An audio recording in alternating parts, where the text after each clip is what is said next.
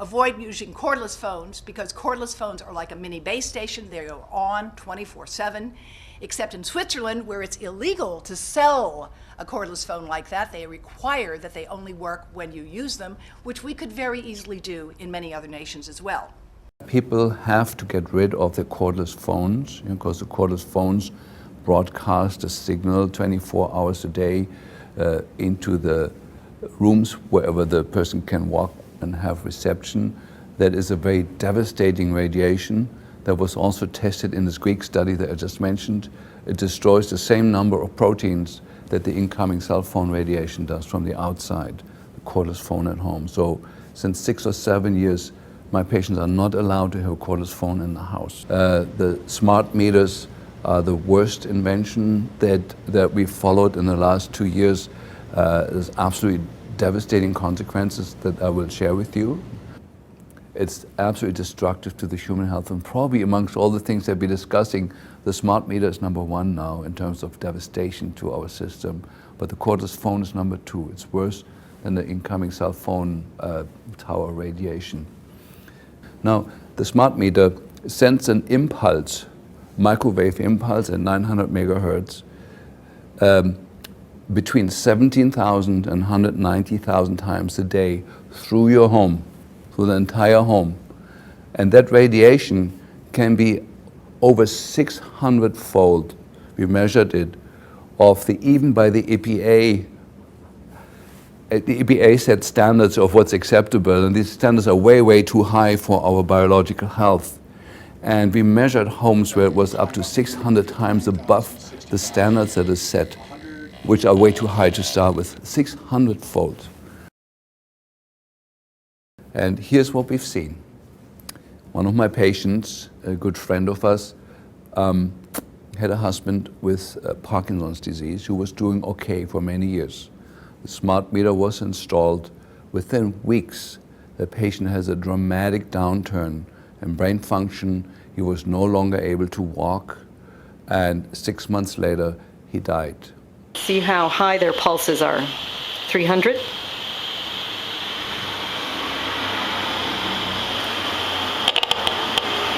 149,000. 139,000.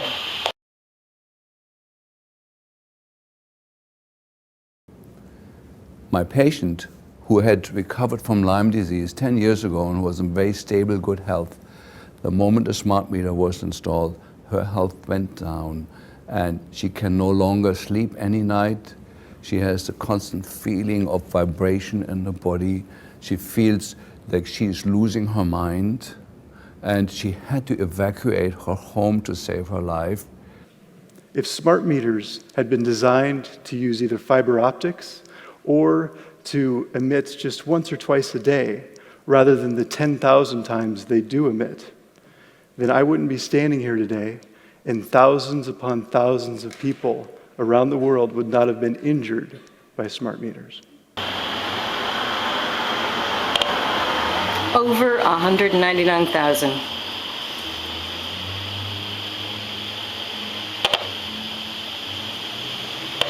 Listen to the clicks to find out how often it's pulsing.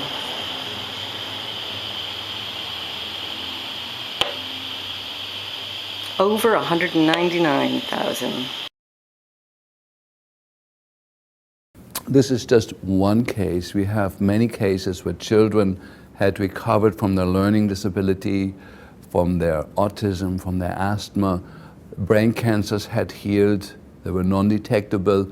The smart meter was installed. Within 6 months, the brain cancer is back.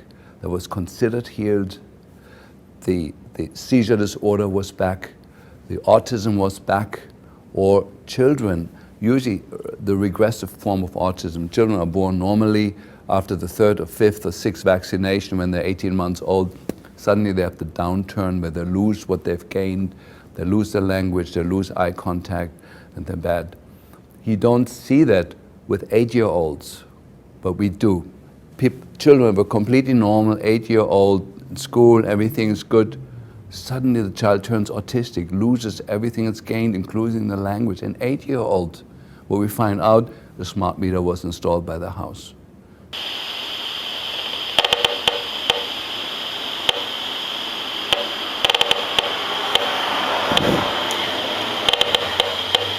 so many pulses it can't recover? If you look at the health of the cell, the most important thing about the cell is the cellular membrane. And there's receptor sites on the cellular membrane. And these receptor sites literally keep bacteria out, viruses out, and they keep microwaves out. And what happens is when the microwaves start to come into the cell, the receptor sites shut down. And it's literally saying, stay out because you're toxic. Because after the cells become shut down from the wireless, when they shut down, they don't allow the wireless to come in, but they keep hormones out, they keep vitamins out, they keep minerals out, and waste products stay in the cell. So the cell ages prematurely. When that happens, there's an influx of bacteria, we call them microbes, into the cell. Then the voltage of the cell goes down and it becomes sick. This is why our bodies get sick. We need what is called preconception healthcare. If somebody is planning on becoming pregnant, moms and dads need to know this information, that they have to protect the sleeping location of the mother from these fields that are absolutely tweaking the epigenome and the genes of the fetus that grows in there, predicting that this child will never reach its true genetic potential later in life because these early exposures. So one of the points I'm trying to make here is if a fetus is exposed to microwave from cell phone radiation or from ambient man-made fields in the house, the fetus is affected by a factor of hundreds times stronger than a grown-up, fully grown-up brain. About a week to a week and a half ago, I received an email from my elite friend. I had never received an email like this before. He talked about something that I had never heard talked about before. And I was dumbfounded. I was startled. They put it on your house. That's right. You are hearing me correctly. I'm sitting here almost startled, even if I give this. I haven't given this before. On your house, they put what is called an electric smart meter.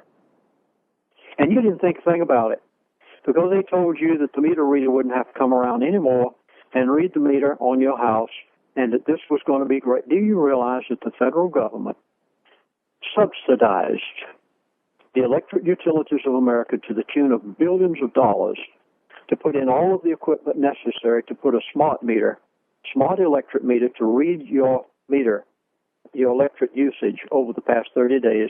They put it on your house. They began this project about 2 to 3 years ago, and it's on almost every house in America now. And those electric meters were not put there for the purpose. You catching it? I hope. You've got to get this and research it for yourself. Those meters were not put there for the purpose of reading your electric usage. Those meters were put there for the purpose of dumbing you down. Now, bear with me, and then I'm going to tell you where to go to find it for yourself. And they're using a 905 megahertz frequency. This is so important because they set this up intentionally. That 905 megahertz frequency is the exact frequency necessary to resonate within the brain cavity, and they literally, since that meter has been going on your house, have been put on your house, they have dumbed you down so much that you can't think straight, you don't reason as you used to be able to. That meter has accomplished a purpose for the New World Order and for the elite of getting you to the place whenever they announce the new global currency reset. You've been prepared. You've been prepared over the last 2 to 3 years. The NASA war document, not only does it talk about the effects of frequencies and how it will be used, they acknowledge that it will interfere with our performance, that it will cause seizures. They acknowledge this in this document. It is no longer a debate about smart meters. We don't need any more scientists or doctors saying people are getting sick. This is the intention. Under the Recovery Act, we are making the largest ever investment in a smarter, stronger, and more secure electric grid. This investment will come in the form of 100 grants totaling $3.4 billion. Grants that will go to private companies, utilities, cities and other partners who've applied with plans to install smart grid technologies in their area. But most of the projects that are receiving grants involve the installation of what are known as smart meters, devices that will have a direct benefit for consumers who want to save money on their electric bills. Now let me explain what's going on with these smart meters. Smart meters will allow you to actually monitor how much energy your family is using by the month, by the week, by the day, or even by the hour.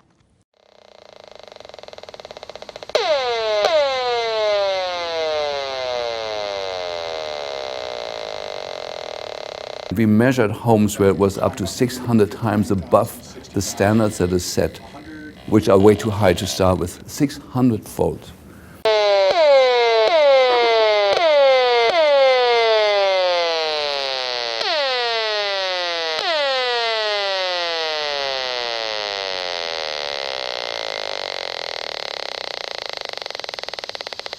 There's the background levels.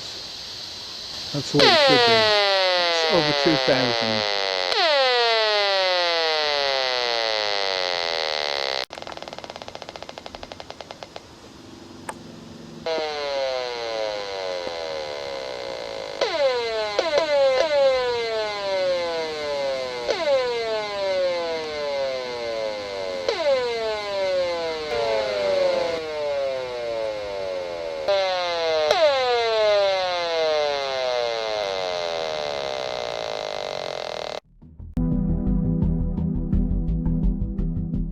While industry has failed to do any peer-reviewed studies on smart meters and health effects, a growing body of independent research is now starting to accumulate.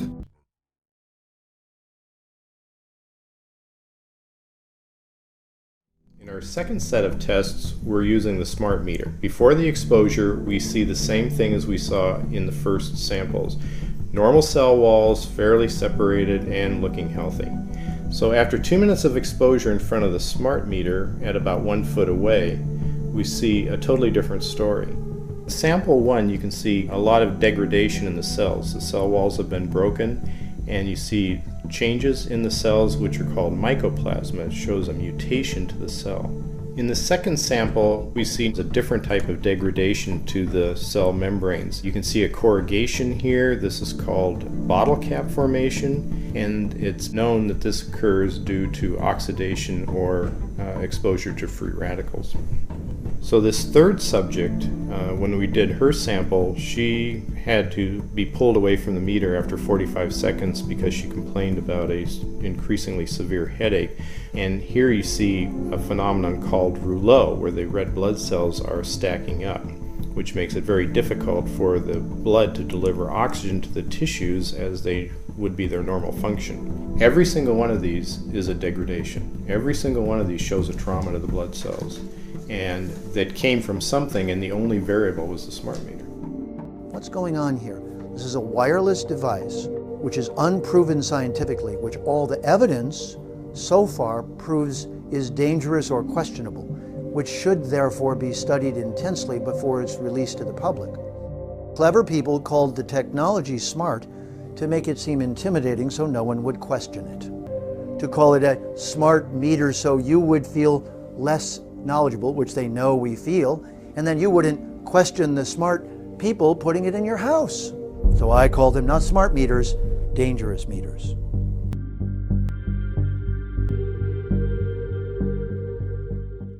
And when I saw it, I was amazed. Please write this down. And then I want you to go on the web after this program, and I want you to prove this for yourself. Don't take my word for it. I want you to go on the web and type in Barry, B-A-R-R-I-E, Trower, T-R-O-W-E-R. He's not an American. He lives in Switzerland. He is one of the most prominent scientists in the world today. This man worked on atomic energy projects. He has worked on not only Switzerland, but American secretive projects over the years. He is up in age. After he retired, he became so disturbed over what he himself had helped produce and what the world had produced until he has done everything in his power. He's gone on the internet. he will travel at his own expense anywhere in the world in order to lecture to an audience about what microwave radiation and the new smart meters and what they're putting in over the cell towers are doing to your brain in order to prepare you for what the new world order is about to do to you and what they are doing to you in order to be able to put in their global currency reset without you rioting so they can bring in the new world order their way. When I realized this, I immediately had my smart meter removed from my house. The electric companies have had so many lawsuits on this until most cities, they'll immediately take it off without arguing with you at all.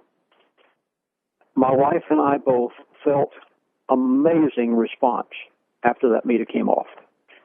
I had to prove it in order to believe what my elite friend had said to me. Then when I heard about the global currency reset just a matter of days ago, and I could not say it until they said I could. Live blood analysis and electrosmog. We can learn much by looking at our blood under a microscope. This short video shows a macrophage, which is like a vacuum cleaner, engulfing bacteria among red blood cells. I decided to find out what my blood looked like.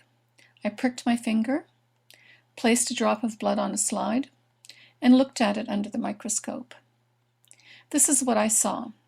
The cells are round, some are separate, and a few are sticking together. Overall, fairly healthy looking blood. This testing was done in a clean electromagnetic environment, and I did not eat or drink before or during testing. I then worked on a computer for 70 minutes and looked at my blood again. This time, the cells are sticking together like stacked coins. This is called rouleau formation. Later that day, I used a cordless phone for 10 minutes and looked at my blood again. And this is what I saw. Very unhealthy looking blood. There are virtually no single cells. Most of the cells are now in rouleau formation. A doctor told me this is what she sees with cancer patients. What I learned is that my blood goes into rouleau formation when I use a computer or a mobile phone. This type of clumping interferes with the release of oxygen and the removal of waste products like carbon dioxide. The capillaries are so narrow that red cells must squeeze through in single file, showing the importance of their elasticity. What are the consequences of rouleau formation? Poor circulation resulting in lower oxygen transport to cells and reduced waste removal. What are the symptoms someone may experience? Headaches and fatigue, difficulty concentrating, numbness, tingling, and cold extremities, and possibly heart and blood pressure problems, including risk of stroke. What is the significance of this?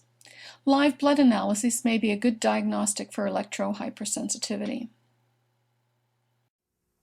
The greatest threat to health in this millennium is wireless technologies, without a doubt. What do I mean by wireless technologies? Well, wireless technologies are microwave ovens, cell phones, baby monitors, and Bluetooth. If you look at the health of the cell, the most important thing about the cell is the cellular membrane. And there's receptor sites on the cellular membrane. And these receptor sites literally keep bacteria out, viruses out, and they keep microwaves out. And what happens is when the microwaves start to come into the cell, the receptor sites shut down. And it's literally saying, stay out because you're toxic. What happens though is we're exposed to the wireless forever. We drive along the highway. We encounter cell phone towers. We use our cell phones. We use computers. There's people that talk in restaurants and on airplanes, and everybody has cell phones. So the problem is you can't escape the wireless. So here's what happens. In sensitive people, and there's a lot of sensitive people out there, we're seeing a lot of chronic fatigue and fibromyalgia syndromes. We have no idea why they're caused. They're caused by electropollution. Because after the cells become shut down from the wireless, when they shut down, they don't allow the wireless to come in, but they keep hormones out, they keep vitamins out, they keep minerals out, and waste products stay in the cell. So the cell ages prematurely. When that happens, there's an influx of bacteria, we call them microbes, into the cell. Then the voltage of the cell goes down and it becomes sick. This is why our bodies get sick. Heavy metals will do it, trans fats will do it, chemicals will do it, but wireless is the #1 cause of inflammation of these cells. And when this happens, people get sick. So they go to the doctor saying, oh, I'm wireless. No, they don't say that. They come in and say, I have headache, I have chronic fatigue syndrome, my muscles are screaming, I have no energy, I have heart disease, I have cancer. This is what the wireless causes over time. How do you fix it? Awareness is curative. You must determine if you're being exposed to wireless. How do you find out? Well, here in this table, I have an electrosmog detector. I'm being photographed right now and I'm being mic'd. And this is the background. Look what happens when I bring my mic.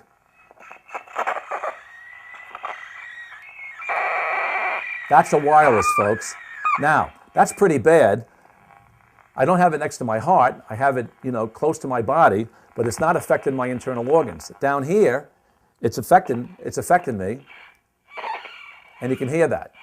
But that's a wireless device. Now, if I was lecturing in front of you in an audience, I certainly would not put this next to my heart, which a lot of people do. As a heart specialist, you're treading dangerous waters. Now, what else does the wireless affect? Well, certainly the phones. Now, I have a sort of a healthy phone here, and I'll try to make a call on this phone. And basically, I'm going to make this call. And the call's going through. You can hear it. This is next to your ear. This is 3 feet away. This is a healthy phone. So if I use a speakerphone here, I'm getting a little radiation. But if I put it up to here, I'm getting a lot of radiation. This is an unhealthy phone. You can hear it. This is radiation. Now, look, I can't get away from this phone. My arms need to be 60 feet long to get away from this. This whole room is being toxic. I got to shut this off. I'm shutting this off, basically, because this is poisoning my body and everybody in the room. If your monitor is showing a 3G, that's a healthy wireless network. If it's showing an E or an edge, I call that evil. Do not accept a phone call. Do not use your phone. Get away from it. There is research to show that cell phones are the most common cause of tinnitus. What is tinnitus? It's ringing in the ears. The most common cause of deafness. And in Europe, cell phones are outlawed in the Scandinavian countries because scientists have determined that in children ages 5 to 18 have a much higher incidence of brain cancer than their age-controlled counterparts. So, how can you protect yourself in the wireless? Number one, be aware. Be aware that it's in the environment. Remember, you can't see it, you can't feel it. Take supplements like vitamin C, nattokinase. Text. All my kids text me messages. I don't want to talk to them on a cell phone. I don't want them to get the radiation, and I don't want the radiation. But look, if you have to use a cell phone, and we have to use them, don't place it next to your ear. Put it on a speakerphone. Speak 30 inches away. Talk this way. The hand's going to get a little radiation, but it's not going to go into your brain.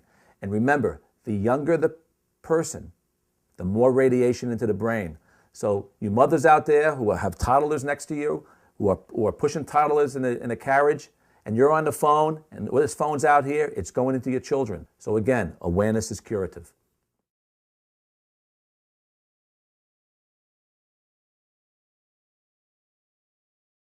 And I've changed the sensitivity of my analyzer here because the pulses are so strong from these two smart meters.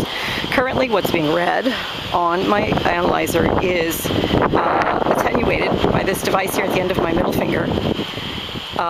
Add 2 zeros. So right now you're looking at 300.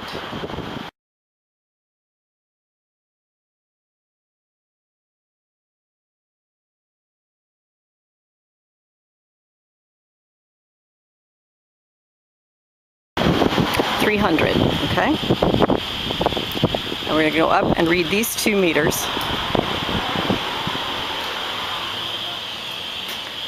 And see how high their pulses are. 300.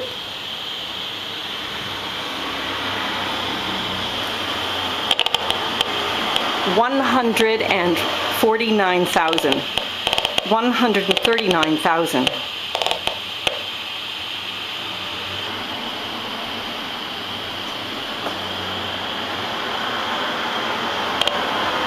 Over 199,000.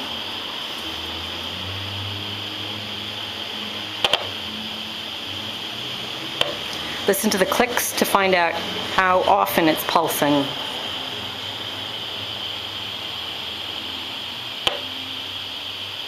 Over 199,000.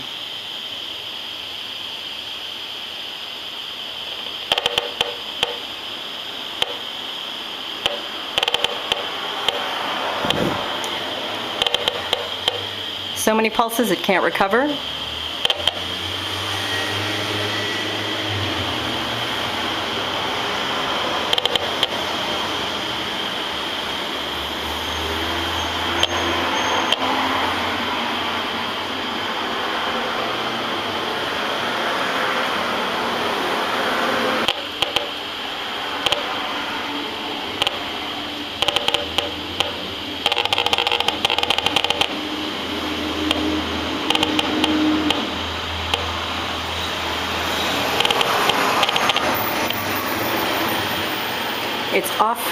It's off the range of my meter, my analyzer. But the analyzer is picking up the pulses.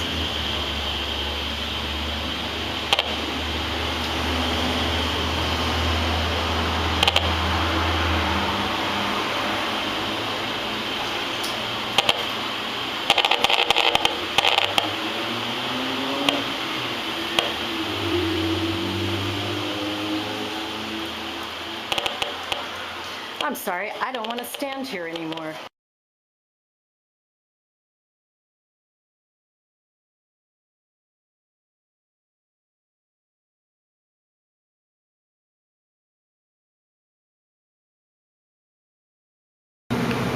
There's the antenna at the point of my device. The readings vary a lot. You can see the notice telling you to stay back. I've been up here before, it's made me sick to my stomach. Spikes out. We're looking at about 7,000, 5,000, 6,000. Just have to add 2 zeros.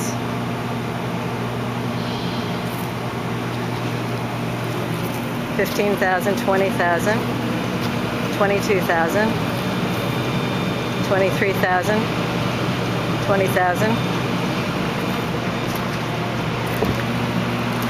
Now what's funny is that I have measured a smart meter that was up to 20,000. I wouldn't live here. I know someone who does live here.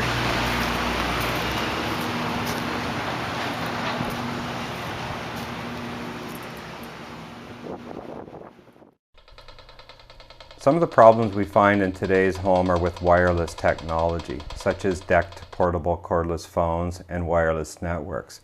DECT phones are a big problem because they produce radiation constantly from the base station. So even when you're not using the phone, the base station is emitting a high RF signal. DECT phones go through walls. They radiate 300 meters in every direction. They're very powerful, particularly if you're close to the source. Most of the phones you now buy use DECT technology. DECT is a chipset in the phone itself. It makes for very clear reception, but produces a strong radio frequency field, full-time, all the time. The German government has warned people not to put DECT phones in their homes. My advice is not to buy a DECT phone.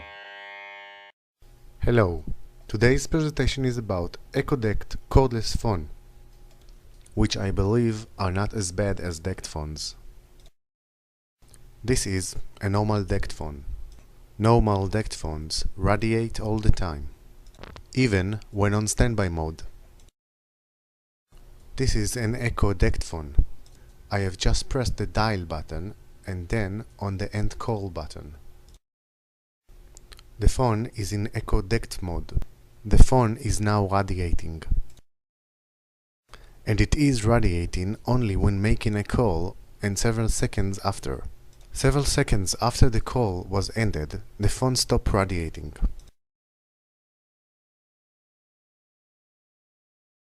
I think that they are both bad, but regular DECT phones are the worst. When you can, use a corded phone. When you must, use an EcoDECT phone. Don't use regular DECT phones. Never put it next to your bedside. Don't use cordless phone or cell phones for long conversations.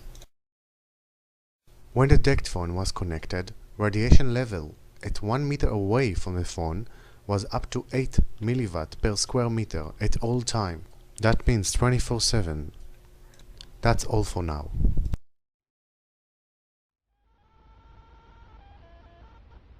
Here we have a Siemens Gigaset C385 DECT phone with Eco Mode from Argos, currently around £35. And here we have an electrosmog detector.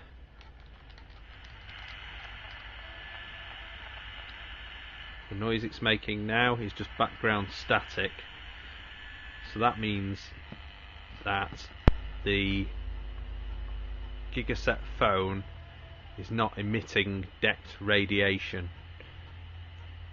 It only does this in Eco Plus mode. If it's in any of its other modes, it will act like a normal DECT phone. If I now take it out of the holster, and you can see it's still not making any emissions. If I now try and dial 1, 2, 3, press go.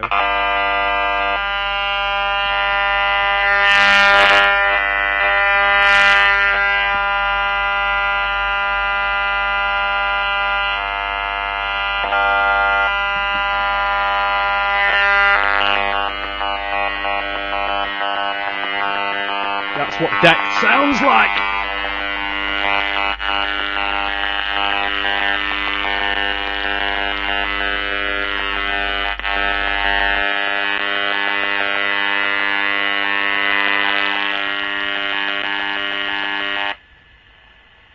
Now it's gone off again. So it takes, after you put it back in the base station, it probably takes another 15 seconds for it to go into proper standby. The noise that it was making there is what's coming out of every regular DECT phone. Even when you're not actually using it, the base station emits that level. Thank you.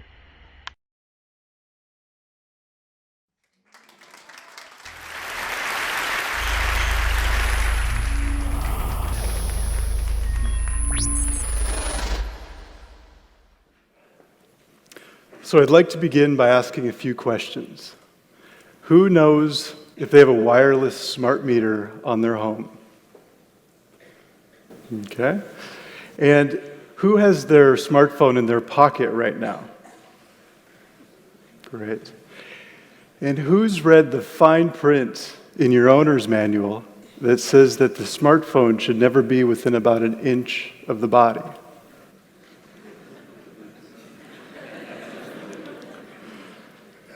So today, I'm going to speak to why we can no longer assume that our wireless technology is safe. Technology has allowed us many benefits. It's connected us to people and to places, and it's brought us convenience that few could have imagined just 10 years ago. It's also brought us tremendous economic benefits. If we can look at how technology has increased in our lives in just the last 8 years, it started with the iPhone, and then tablet computing, ubiquitous Wi-Fi, the smart meter and the smart home, and wearable tech, and now the Internet of Things. If we could imagine how this would look, it would actually look like this. This is an artist's rendition of what Wi-Fi in our public spaces looks like. We could actually hear what microwave radiation sounds like with a device like this. So if anybody would like to hear what their smartphone or their smartwatch sounds like, come and see me at the end, and I can show you. But how does this affect our bodies? That's the question I want to ask, because this exponential rise in microwave radiation can have effects. And that's what scientists and medical doctors around the world are now saying, especially when it comes to children, because they're going to be affected by this their entire lives. But today I also want to share a few solutions. I want to give everyone here things that you can do in your own lives in order to reduce this type of exposure. So I actually got into this topic about 5 years ago. Before then, I was a young technology enthusiast. I always used my smartphone and Wi-Fi. I've worked in Silicon Valley and have a master's degree in engineering. So if anyone had told me that wireless technology could have health effects, I would have thought they're crazy. So if you're thinking that right now, I can relate. But this all changed for me over the period of about 1 week. And I started to experience headaches, ringing in the ears, insomnia, and a fatigue and brain fog that I'd never experienced before. And I shared this with a colleague at work, and she said, you know, the exact same thing happened to her husband when a wireless smart meter was installed in their home. So I went home that evening, and I checked downstairs, and sure enough, we had a bank of wireless smart meters installed right below our bedroom in San Francisco. So this started me on a journey to learn as much about this topic as I possibly could. I now have a website about this, and I'm contacted by people all around the world every day who are experiencing the exact same things. It can be when they have a wireless smart meter installed, or a new Wi-Fi router, or even a cell tower placed across the street from their home. These are the common symptoms that people start to experience. This is actually from a published paper on the health effects of wireless smart meters. So, just here in the Bay Area, I'm in touch with dozens of people who've had their lives changed by this. Medical doctors, high school principals, teachers and students, IT professionals, and even entrepreneurs. These are people who had a normal life, and then over a short period of time went to where they could no longer work, where they could no longer go to an office. Some of them actually have had to move out of their homes because they can't be in an environment which is normal now for most people.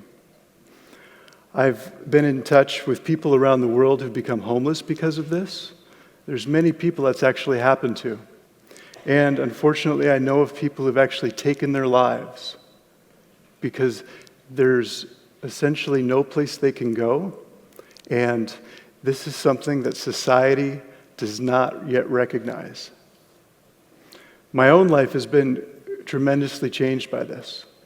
After that first exposure to wireless smart meters, now I can no longer be in an environment with strong Wi-Fi for very long. So I can't go to my work the way I used to be able to. Most environments are now essentially toxic to me.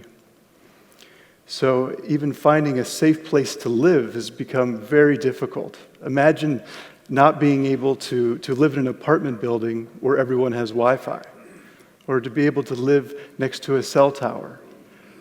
This is actually a proposed cell tower here in Berkeley. The residents have actually stopped it for now, but most churches and most schools now have cell towers on them. And so it exposes the people around them, and of course the students who go to those schools. This is a cell tower in San Francisco. That brown thimble on top of the telephone pole is a cell tower. And these are being placed every couple blocks. So you could have an amazing home, and then 1 week, a company can come and put a cell tower right outside your window. So this is something that's happening throughout the Bay Area, and it's going to be happening throughout the United States. So it makes it so that people like myself have a hard time finding a place to live, but it also is ratcheting up the exposure of the entire population.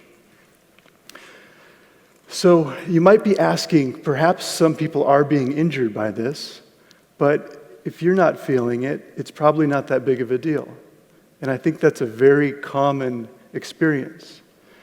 But it's not as simple as saying that just a few unfortunate people are being affected by this. Because what the science shows is that we're all affected on some level, whether we can feel it or not. And the reason is because essentially our bodies are electric.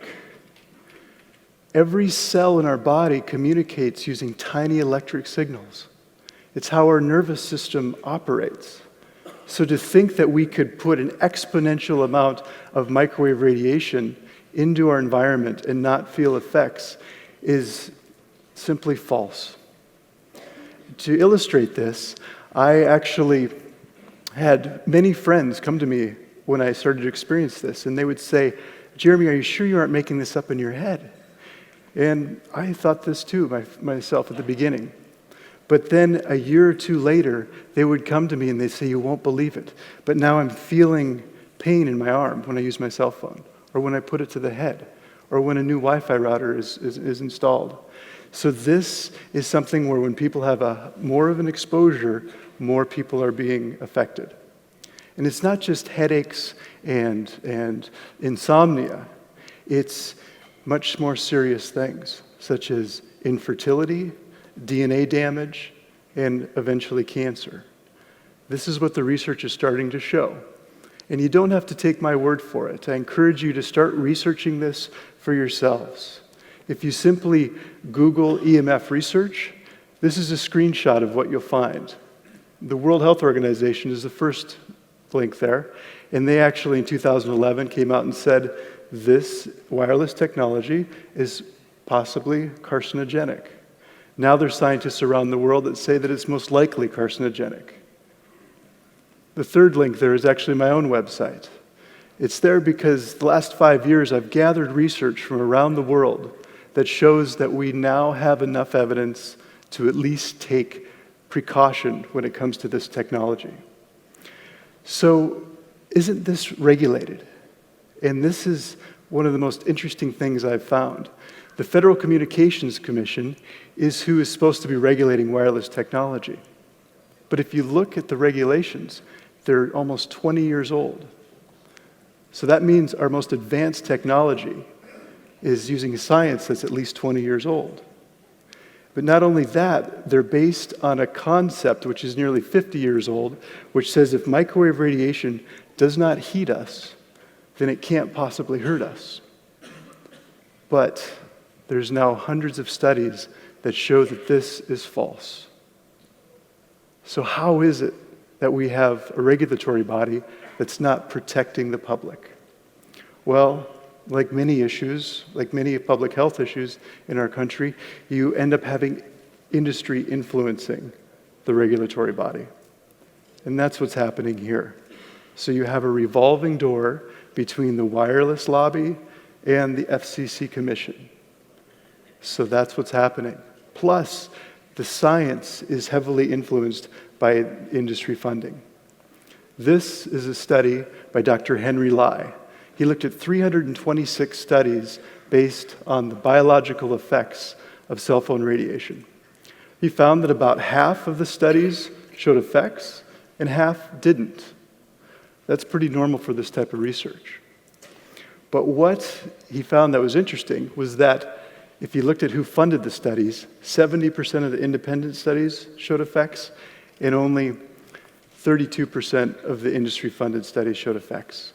So you see that there's an influence in money on this topic. Just like many other topics, tobacco is another one where essentially the industry funded science that was going to show their products were safe.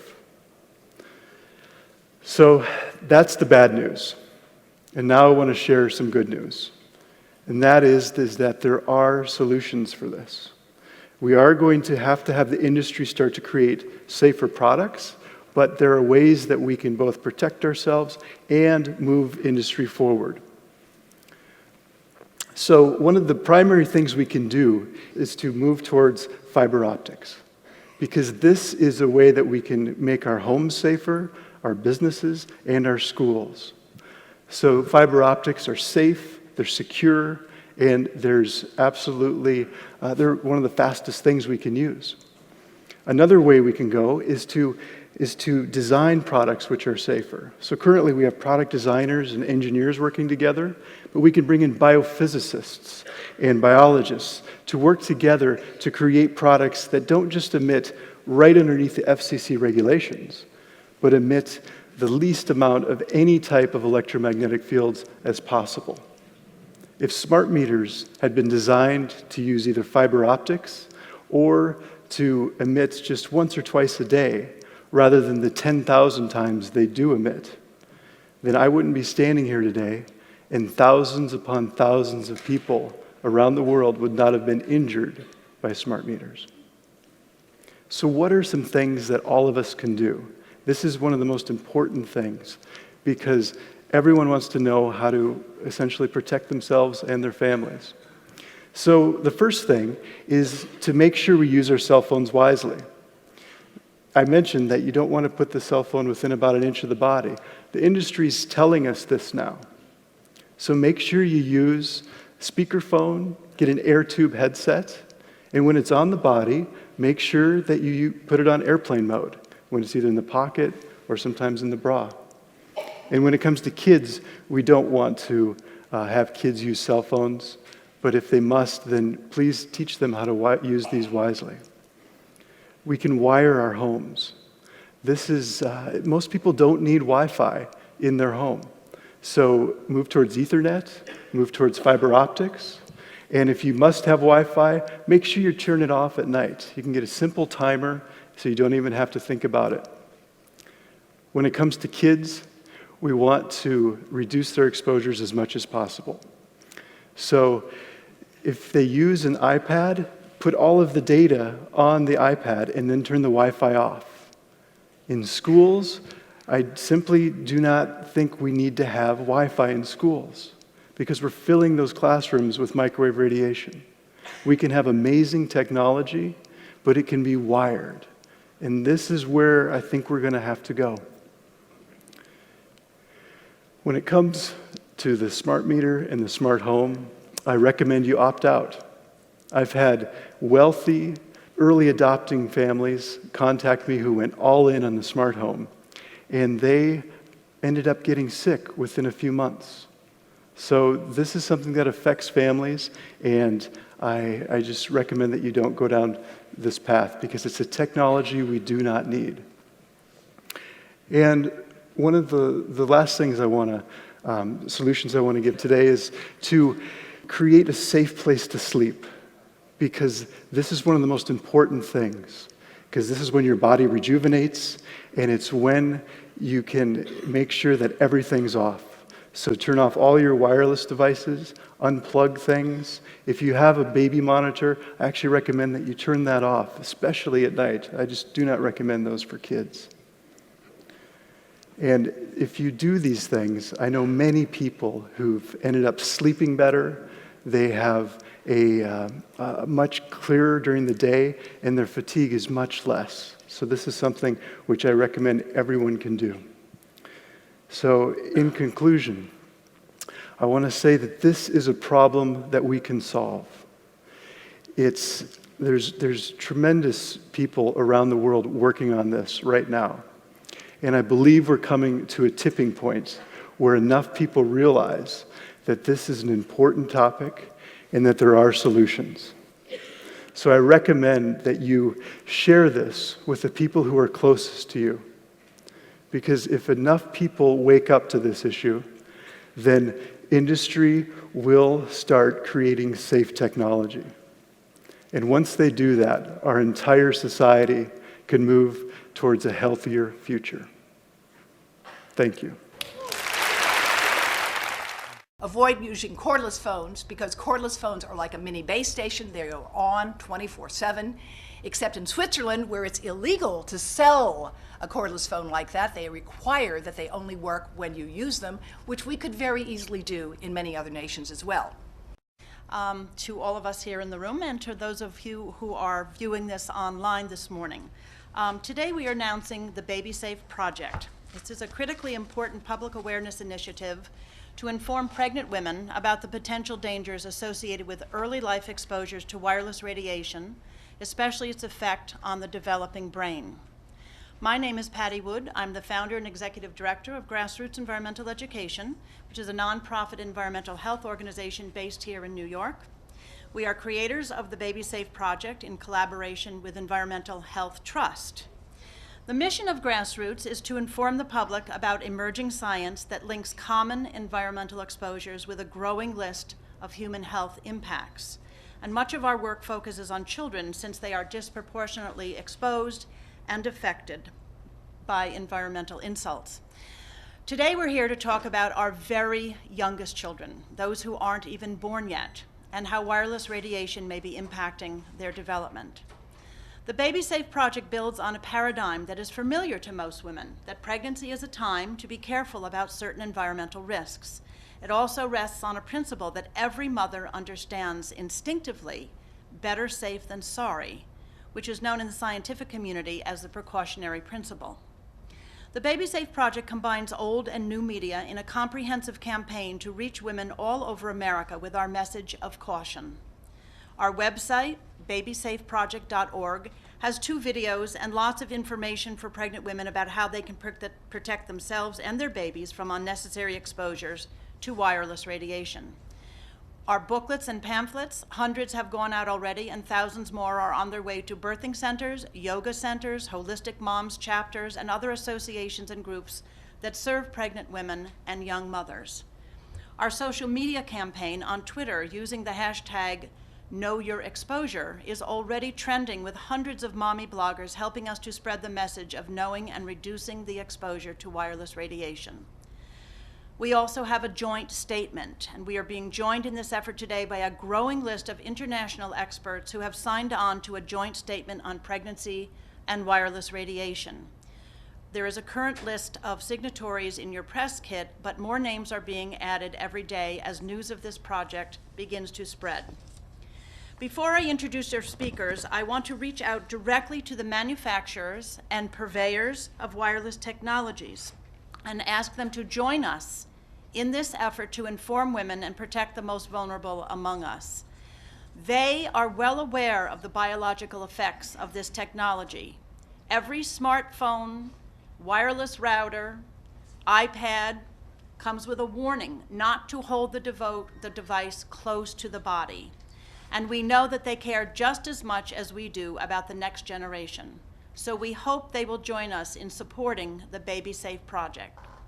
And my last but important point, and that is that the science is compelling and growing, and women have an absolute right to know about it so that they can make informed decisions to protect their children. And now I'd like to introduce our first speaker, Dr. Hugh Taylor. He is the chair of the Department of Obstetrics, Gynecology, and Reproductive Sciences at Yale School of Medicine and chief of obstetrics and gynecology at Yale New Haven Hospital. He is also a professor of molecular, cellular, and developmental biology. Dr. Taylor. Thank you. Good morning. If I can get my slides up. It's the next slide. Next slide? Okay, perfect. Thank you. So today I'm going to talk to you about fetal radio frequency radiation exposure from cell phones and how it might affect behavior in mice. It's a study we performed in this animal model.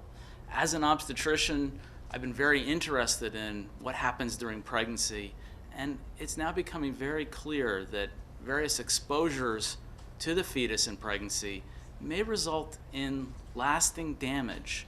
That baby is programmed differently, develops differently, and may have some defects that aren't even apparent until later in life, maybe in childhood, maybe as an adult, maybe only as that individual ages. And it's our job to try and decipher what those potential insults might be and protect the next generation from this type of harm. There have been some reports about cell phone use in pregnancy that may be stating that it might be harmful to the fetus. Some epidemiologic studies that in women have associated high use of a cell phone with behavioral problems in children. But whenever we make these sort of associations, there are all sorts of other things that may be confounding that exposure other than just the exposure to the cell phone. For example, someone could say that a person talking on the cell phone excessively is ignoring their children, and that may be the explanation for these behavioral problems rather than it being a direct result of the radiation from the cell phone during pregnancy affecting the development of that baby. So we designed an animal study to test it where we would eliminate all those confounders. There would be absolutely no difference between two groups of mice, one that was exposed to the radiation from the cell phone during pregnancy and another group that had no radiation exposure. And this study we reported in 2012 in the journal Scientific Reports.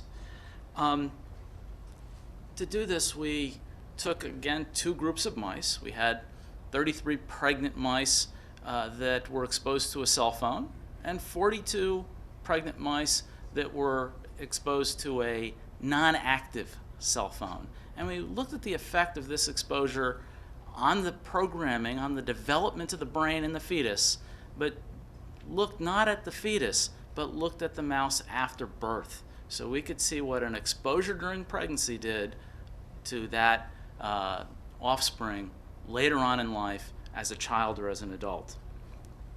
So in our study, we took muted and silenced phones that are as described here. This is a pretty standard run-of-the-mill cell phone. And they're muted and silenced, so there was no noise. The mice couldn't tell if the phone was on or not. There was no stress from the phone being on, background noise that was keeping them up at night. But the cell phone was in one group on and active, receiving a signal, and the other group, cell phone was turned off and put on top of the cage. Right in the middle of the cage, so they were, the distance you see here reflects a mouse right in the middle of the cage would be about 4 centimeters from the phone, and one at the edge of the cage was about 22 centimeters from the phone, and they were free to move about the cage. But again, these mice were exposed as a fetus. The moms were exposed while they were pregnant throughout the entire pregnancy, and then the offspring were tested when they became young adults. And this is what we found, and it's a busy graph, but I'm going to summarize for you.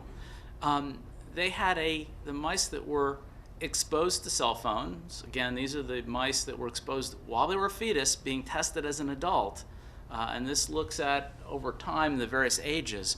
The mice exposed to the cell phone had decreased memory, were more likely to be hyperactive, were not anxious. They were very relaxed while they were doing this. No difference in fear. So these mice were forgetful, bouncing off the walls, and didn't have a care in the world. Very different behavior than those whose mothers were exposed to the cell phone that was turned off. And really completely the same in every other aspect. We can say that there's no difference other than phone being on or off between these two groups. So much more clear-cut. We can really talk about cause and effect here in this animal model, which the association studies in humans couldn't do. What does this look like? Well, the closest thing we could discern to this type of behavior in humans would be attention deficit hyperactivity disorder, or sometimes called ADHD or ADD. This is a disorder common and growing in children where they are hyperactive and they have difficulty paying attention and a tendency to act impulsively. This was, again, very similar to those hyperactive mice exposed to the cell phone. Now, I want to be careful. Mice don't get ADHD, and we can't say that this is exactly the same. But these types of behaviors in the mice were closest to ADHD. Not only did they behave differently, but we actually, in the mice, could take out some of the brain, the prefrontal cortex, the area of the brain that controls these behaviors, and we looked at the electrical activity of the brain and at the synapses between two different brain cells. And we showed that they have a different electrical activity, that exposure to a cell phone as a fetus permanently programmed their brain to have a different electrical activity in this area that controls these types of behaviors. So not only was the behavior different, but we had a real biologic basis for it. Different brain development, different brain electrical activity. Good news, though, is that this change in brain activity did decrease with the exposure, so that those who had the lowest exposure had the higher or more normal synaptic electrical activity. It was the ones who had the 24-hour-a-day exposure during pregnancy who were the most severely affected. So the good news is there is a dose response, that lower exposures, less frequent exposure to the cell phone may be beneficial. So what are the implications for people? Well, again, when we're pregnant, I think it's important to keep that exposure to a minimum. Again, in our mouse model, we showed there's a dose response, that lowering exposure results in fewer problems. Matter of fact, very short exposures were similar to the control group.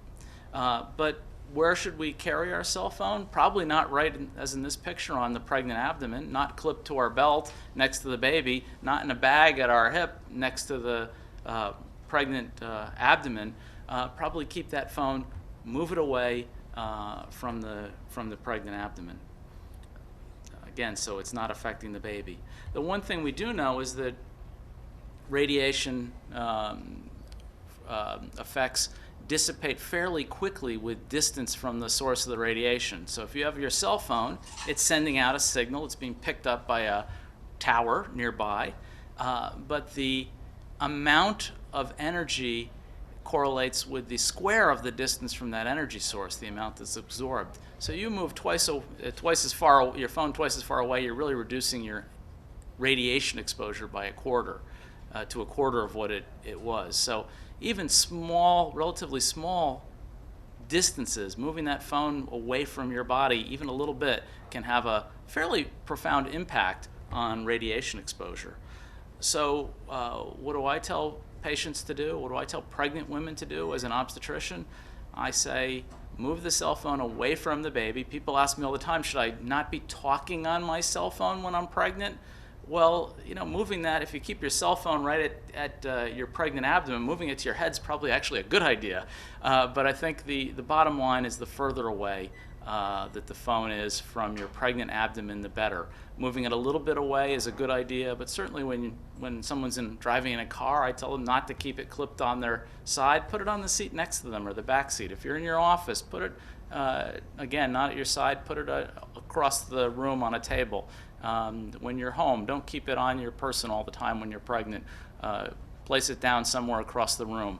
That type of distance will dramatically reduce the radiation exposure to the fetus. And probably the safe thing to do. We don't know yet whether the findings that we saw in the mice will be true in humans, or exactly what level of exposure is safe. But as we just heard, we should think about the precautionary principle. In other words, better safe than sorry. We know there can be harm from exposure, and we have some relatively simple ways to mitigate that, to reduce that exposure dramatically. I think just to put this in context, cell phones are certainly an area where we now have good data to suggest that they are affecting brain development. But what other fetal exposures are there that play a health in the next generation? As again, a practicing obstetrician and scientist studying development, it's important that we better characterize all the types of exposures that a fetus sees, to know which ones may be harmful. Many of those won't be manifest again until later in life, during childhood or as an adult, or even as we age. How many of us really know what our mother was doing when she was pregnant, and whether that affected any of the conditions that we may now be afflicted with, or how it has affected our behavior or health? We need to know more about these exposures and what they do. And there's a growing literature on this, and a growing enterprise investigating these types of exposures for long-term consequences. So what do we have to do? Do we have to go back to living on the farm and not ever have any electricity, or use anything that might be anything other than organic or natural? Well, that looks nice, but I don't think we have to go quite that far. But I do think it's going to take some careful study of which things are very harmful, which things aren't harmful, and which things may be minimally harmful, where we can easily mitigate the effects. And I think, coming back to cell phone exposure, that the cell phone exposure effects can be relatively easily mitigated just by moving that phone away from your body when you're pregnant. Relatively easy to do. There's really no downside to doing it. So I'll end by advocating that pregnant women be aware of this, and do your best to keep your cell phone away from your baby. Thanks.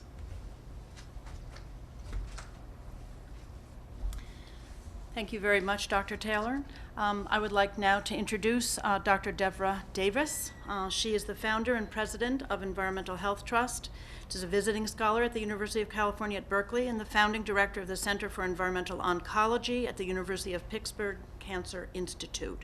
An award-winning scientist and writer, Dr. Davis was a National Book Award finalist for When Smoke Ran Like Water, and her most recent book, Disconnect, was selected by Time magazine as a top pick and received the silver medal from Nautilus Books for investigative journalism. Dr. Davis. Thank you very much.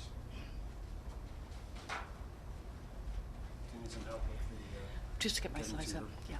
Good morning, and thank you all for coming here, and thank you all of you who are watching us from around the world, from India to Colombia to Mexico. We're grateful for your interest in this important issue. This is the last slide. We have a message for all of you that I want to make clear in my remarks today. As someone who's been working in the field of public health and was the founding director of the Board on Environmental Studies and Toxicology at the U.S. National Academy of Sciences, I've seen how America discusses issues of public health and safety. And in all cases, from tobacco to asbestos to vinyl chloride to hormone replacement therapy, we insist on proof of human harm and damage before taking steps to prevent that harm. And basically it means sacrificing one generation eventually to protect another. I want to just give you some examples just to set the context. These are ads that actually appeared in the Journal of the American Medical Association, showing doctors smoking cigarettes, and they weren't hard to find because at one point 70% of all surgeons actually smoked. And there was a huge debate in the scientific community about whether or not tobacco smoke was truly harmful or whether the few people they thought then who developed lung cancer had a genetic weakness that predisposed them to it. So this was a serious effort, and the American Cancer Society actually accepted funds from the tobacco industry, and the Tobacco Industry Research Council was a very reputable group because back then there wasn't a lot of funding for research, and they funded research at Harvard and Yale and many other places, as I've documented in my books and scientific writings. And there was even a marketing campaign to aim to the fact that women always want to lose weight, saying reach for a Lucky instead of a sweet, it will help you lose weight. In fact, it is true. Nicotine does stimulate and suppress the appetite. But the idea that this was a marketing campaign to encourage women to smoke, which was very, very effective, this was an example of what we saw in our society in the beginning. This is an ad that you may not ever have recalled seeing about why asbestos can save your life if you happen to be a race car driver and a car that crashes. When life depends on it, you use asbestos. Well, we now know that there's a relatively rare lung-type cancer called mesothelioma, where 1 in 3 cases that occurs now has no known history of working with asbestos, which is telling us that environmental exposures to asbestos have in fact caused this rare cancer and will continue to do so. This, believe it or not, was an ad for asbestos in a baby suit so that we could protect our children from burning in a fire. I think it speaks for itself, and I can say to you as someone who's worked on public policy now for more than 35 years, when we look at the requirements that we put upon evidence on the dangers of passive smoke and on the dangers of asbestos, I don't think there's anyone in this room or anyone listening around the world who would think that we did not delay more time than we should have. And people are paying the price today for those delays. Now I want to review with you some experimental studies on wireless radiation exposure to the brains and behavior of rats and rabbits and mice. And I want to show you the results here from Gazi University, from Athens University, and from the Turkish Ministry of Health. I was able to collaborate with very distinguished colleagues there in Turkey, including Professor Nezrin Sahan, who is the founding chairman of Faculty of Medicine of Biophysics. And after the presentation that we developed in Turkey on this, the Turkish Ministry of Health banned advertising of cell phones with and to children, something that has been done in Belgium and is being done in other nations. They don't have trash-talking E-Trade babies in those countries. Now, this is just one example from the scientific literature, and more detailed studies can be found on the website for the Baby Safe Project and on the website for Environmental Health Trust. We are a scientific group that does research, primary research in this field, as well as develops public policy recommendations and education. This is one example from one study here by Professor Nesrin Sahan and her colleagues that looked at DNA damage in animals that were not exposed to cell phone-like wireless radiation and animals that were. Now, a word about radiation. A cell phone and a microwave radio use the same frequency, about 2.4 billion cycles a second or 900 million cycles a second. The power of a microwave oven is about 1,000 watts or 750 watts. So it's very powerful, and it can, in fact, boil a cup of water in about a minute or two. A cell phone is very weak in power, but the biological effect of the microwave radiation from the two-way radio that is your cell phone is not due to its power, but to its irregular, erratic signal, which disturbs cells. And you can see evidence of this in this study from Professor Sahan and her team. We're looking here at something called 8-hydroxyguanine, which is in DNA. It's the question of whether you can go into the DNA and form an adduct that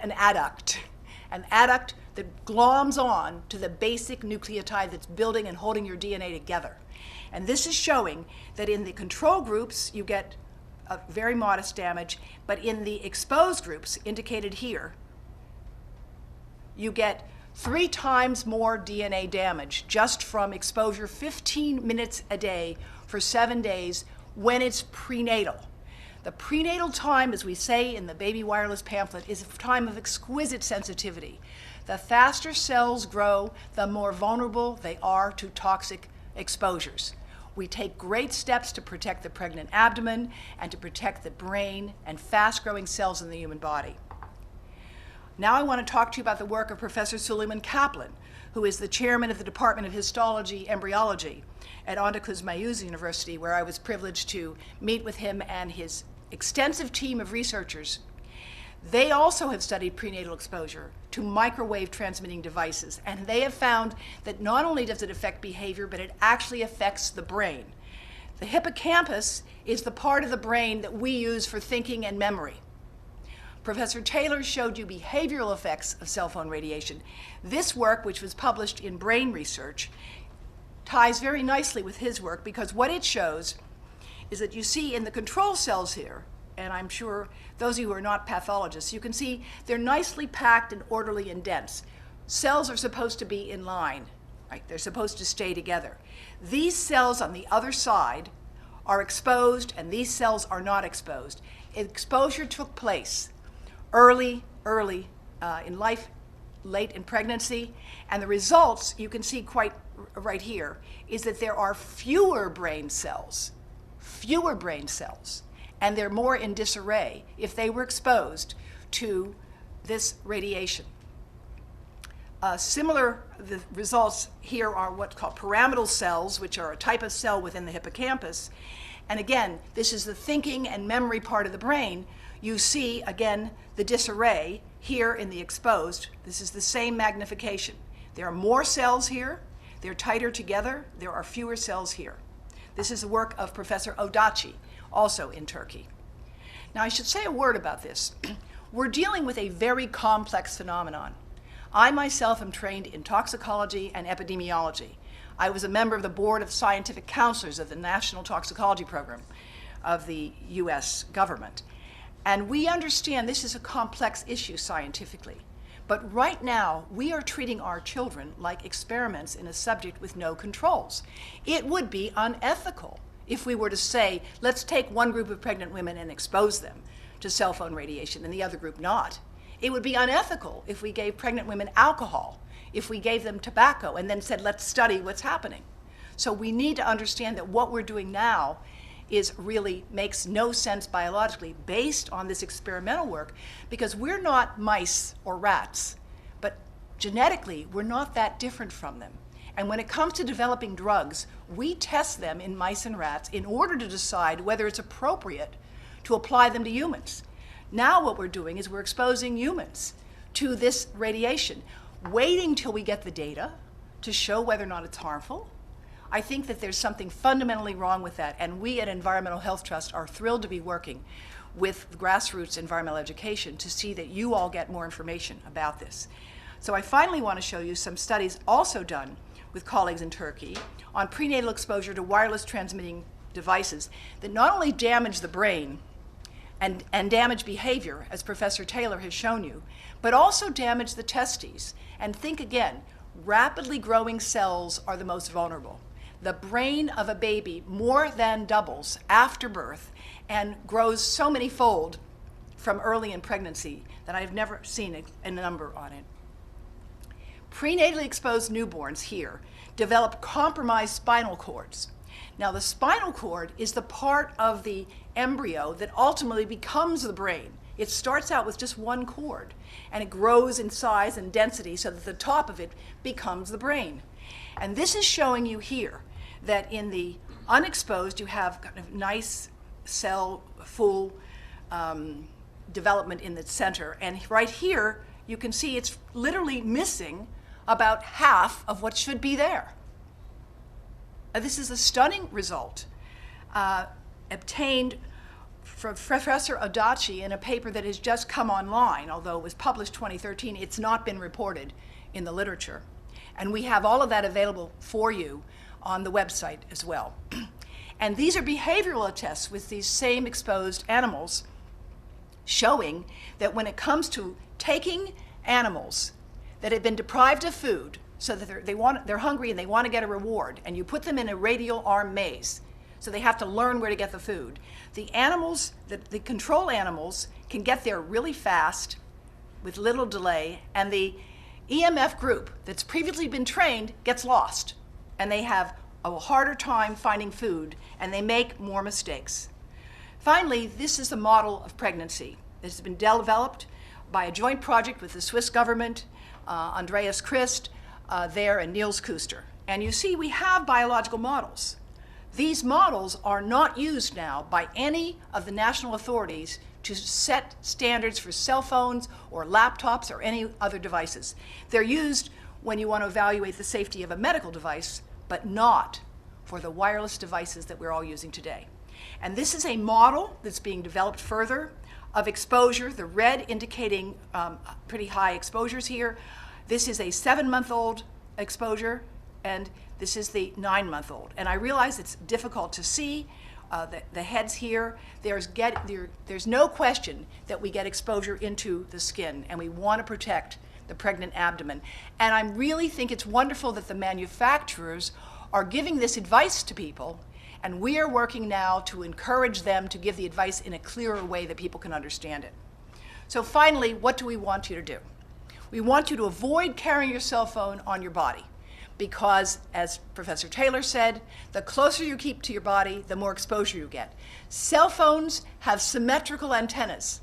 So half of the radiation from the phone when it's held next to you gets into your body, and that means that if you hold it out here, you're actually going to have less demand on the network and much less radiation exposure. It's the square in millimeters away from you. So this distance could be thousands of times less exposure than right here. Avoid holding any wireless device against your body for the same reason. iPads come with multiple antennas, and it says in the iPad, don't keep it on the body. They are tested, and they are called tablets, not laptops, because they belong on tables. They do not belong on anybody's body. They're tested at a distance of 20 centimeters from the body. So they're not safe to use right on your body. Use your cell phone on speaker setting or with an air tube headset, and avoid using your wireless device in cars, trains, or elevators unless it's been tethered to your Bluetooth in your car, in which case you're using the car roof as the antenna. Otherwise, your head is the antenna.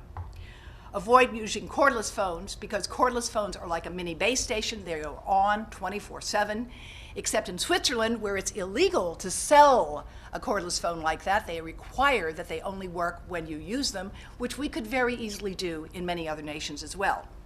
When using Wi-Fi, try to use it only to download and then disconnect when especially if you want to give a device to a child.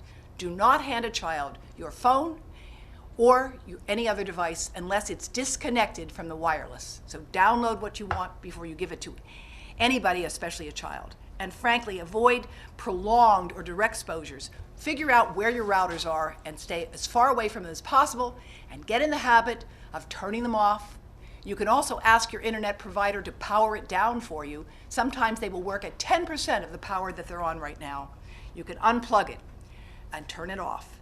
And sleep as far away from any wireless digital device as possible. If you must use your phone as an alarm clock, put it on airplane mode. Airplane mode means that you can carry it next to your body because you're not getting Wi-Fi radiation. So we don't want to go through with this issue what we went through with tobacco and asbestos. We have more than 1 million cases of lung cancer this year in the world alone. Many of them could have been prevented. I repeat, if you want the future to be different from the past, let's study the past and let's make sure we make it different. And for more information, please look at the Baby Safe Project website, as well as the websites for Environmental Health Trust and Grassroots Environmental Education. Thank you. Thank you, Dr. Davis. And our final speaker this morning is Dr. Maya Sheetreat-Klein. She is an integrative pediatric neurologist, board certified in adult and child neurology as well as pediatrics. Dr. Sheetreat-Klein graduated from Albert Einstein College of Medicine with special distinction in research for her work in autism after graduating with honors from Columbia College. Dr. Sheetreat-Klein has her own practice here in the Bronx, and it is called Brain Mending. Dr. Sheetreat-Klein.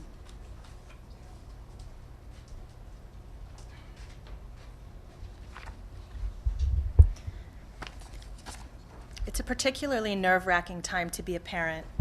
It seems like no matter what we do to keep our children healthy, we're still entering a lottery of diseases and behavioral disorders that are becoming more and more prevalent. With every new study, we're reminded that the incidence of things like ADHD, autism, learning disabilities, anxiety, depression, epilepsy, bipolar disorder, and Tourette syndrome are through the roof. Over the last decade in the United States, the number of children aged 3 to 17 with these developmental disabilities increased by double digits.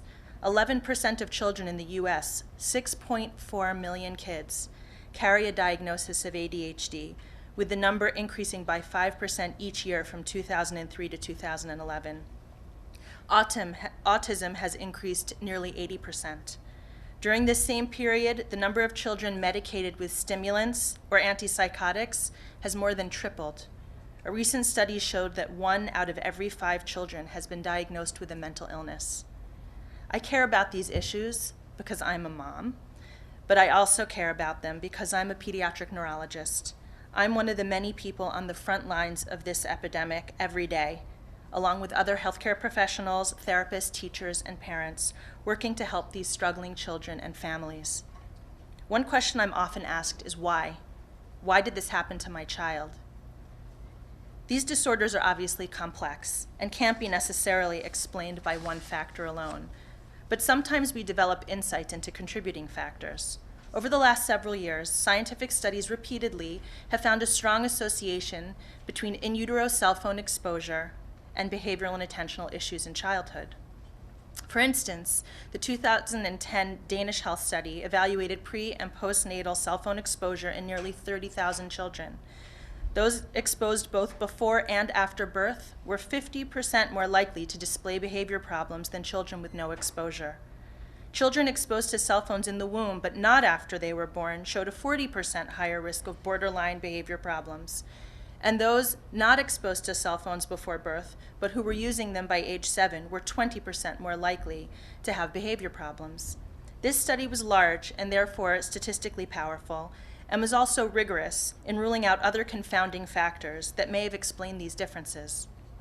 It also confirms similar findings from earlier studies. And as we're seeing today, disturbing scientific data continues to be revealed regarding the effects of cell phone radiation on developing brains. As a physician, I have to evaluate information about various risks every day. I have to ask myself, do these studies make sense? Is this exaggeration or is it legitimate? And what advice do I offer the families in my practice? While each day of pregnancy, a complex symphony of cells in the fetus are growing, migrating, and connecting to one another to become a functioning brain and nervous system. By week 6 of pregnancy, the forebrain forms, and there is already evidence of brainwave activity. The neural tube that connects the brain to the spinal cord closes at this time. By week 17, the brain's left and right hemispheres are developing, and by week 19, millions of neurons are developing. By week 23, the neurons begin to rapidly connect to one another to form a system of communication. This rapid development and growth continues all the way through birth and beyond. When the nervous system is developing so quickly, it also is more vulnerable to interruptions that can disrupt cell growth and connectivity. We know that exposures that occur during pregnancy can have lifelong impact due to these window periods of vulnerability that occur as the brain grows and develops. Wireless radiation is an exposure that has been shown to negatively affect developing brain cells. And children, due to thinner skulls, smaller brains with more liquid cushioning them, softer brain tissue, and a higher number of rapidly dividing cells, are also more susceptible to damage from cell phone exposure than adults. Certainly, babies in the womb, who are perhaps the most vulnerable population of all, seem to be at the greatest risk from all such exposures. What then is my professional conclusion? Though brain development is a complex process that can be influenced by many different factors, growing scientific evidence indicates that in utero cell phone exposure can cause harm. More and more data supports this conclusion that the harm may well contribute to neurobehavioral disorders of childhood. In such a situation, I believe that parents and future parents have a right to be made aware that there are risks from this common and widespread exposure. I will say it again. Parents and parents-to-be have a right to know so that they can take steps to protect their children. The precautionary principle, which we've already heard about, holds that when significant risks to public health are suspected, efforts should be made to reduce those risks when possible, even when full scientific understanding is incomplete. Given the number of children suffering from behavioral and attentional disorders, I advise that pregnant women and parents take preventive measures when using cell phones. This means when a pregnant woman or her partner uses a phone, keep it away from her belly and ideally her body. Don't put phones in your pocket while they're on. Minimize exposure in your home by turning off the phone and the Wi-Fi at night and other times that it's not needed. In this case, less is more. Let's work together, doctors, scientists, parents, and industry, to protect the brains of our children. Thank you.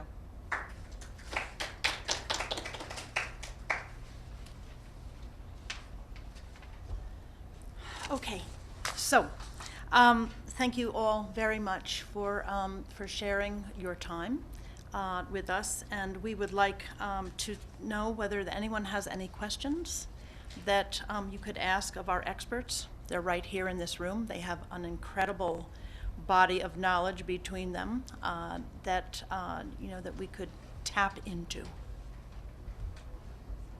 Yes. These were all behavioral studies, so nobody's looking at tumor growth or anything like that at this point in these studies. Hugh. Well, we haven't reported this yet, but I can give you some data. At least in our prenatal exposure, we did not find an increase in brain tumors. Now, again, that may not apply to an adult holding a phone right by the brain, but from our studies, that was not something we saw. So, but you looked for that? We did look for that. Okay. We haven't reported and published that yet, but that is a finding, yes. And when it comes to the animal model for studying brain cancer, that's actually not a simple thing, because it's actually very difficult to get these rodents to make phone calls. And by that I mean that the model for exposure here is really critical. And the amount of exposure that you get and that children get is really quite high. We know that studies that have been done in Scandinavian countries, unfortunately on real humans, have found the following.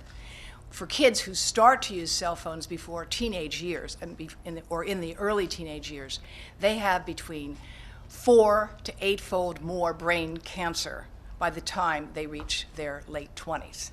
Now, I think this is not about cancer, because the cancer issue is very complex. I am trained as a cancer epidemiologist, as some of you know. This is about damage to reproduction. This is about damage to the brain and behavior that we are showing you here in experimental studies does take place. And the cancer issue is really complex. It's going to take a long time. And the latency for humans for brain cancer may be between 20 to 50 years. And the reason I say that is the Hiroshima data on those who survived that bombing show no increase in brain cancer showed up in that population of survivors until 40 years after that. So are we really going to wait 40 years, given the tremendous growth of exposure we see now to ourselves and our children, who are growing up in a sea of radio frequency radiation that has never existed in human history even 5 years ago? So the cancer question is complex. There will be some resolution of this by a study underway now at the National Toxicology Program. But until we get those results, what are we doing? We need to better be safe than sorry. And that's why we want to focus the attention on the brain and behavior and reproduction. Thank you. Let me add one point of clarification to what I said about my study as well. Brain cancers are relatively rare events. You'd need to look at a lot of animals. The behavioral problems that we saw were very common. Most of the mice individuals were affected. If a brain cancer is occurring one in several thousand, you would need several thousand mice before you'd see one. We did not have that many, so our study was not powered to adequately look at brain cancers, which is why we did not report it in our original publication. It wasn't designed to do that, underpowered to look at that.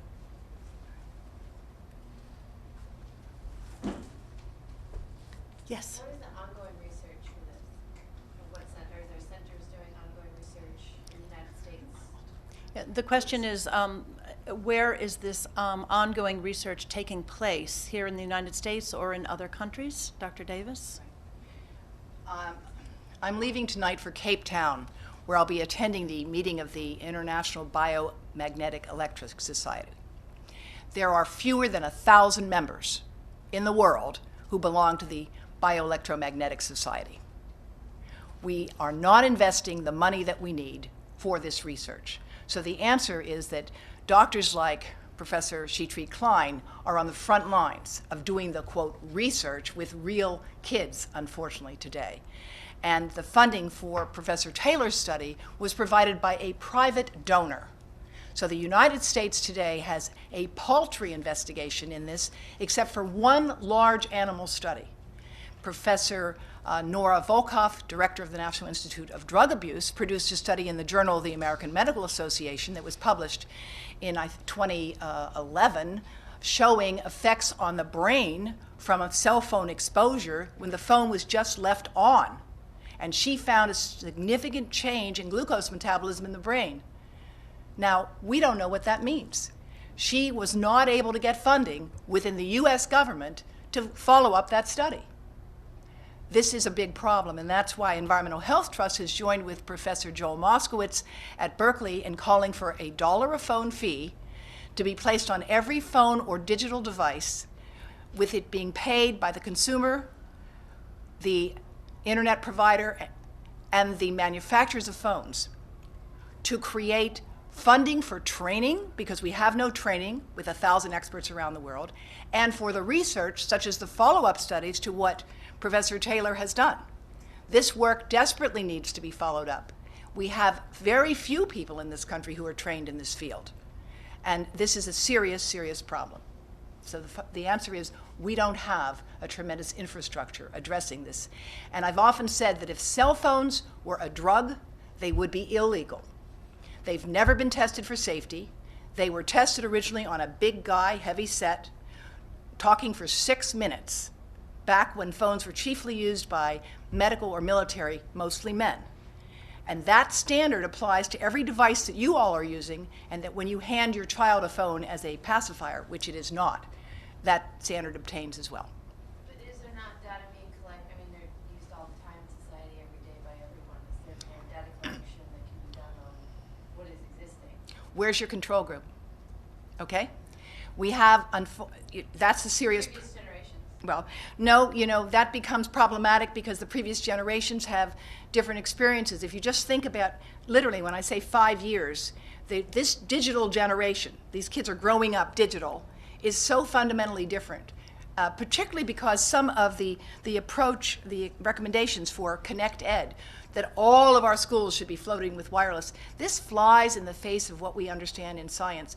The Israeli Health Ministry looks at all this evidence, and Israel relies on Wi-Fi for their security. They rely on radar, which is what this is.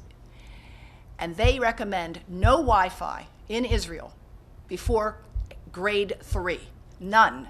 And whenever possible, if there's a computer in a classroom, they recommend it be wired. It's not that hard.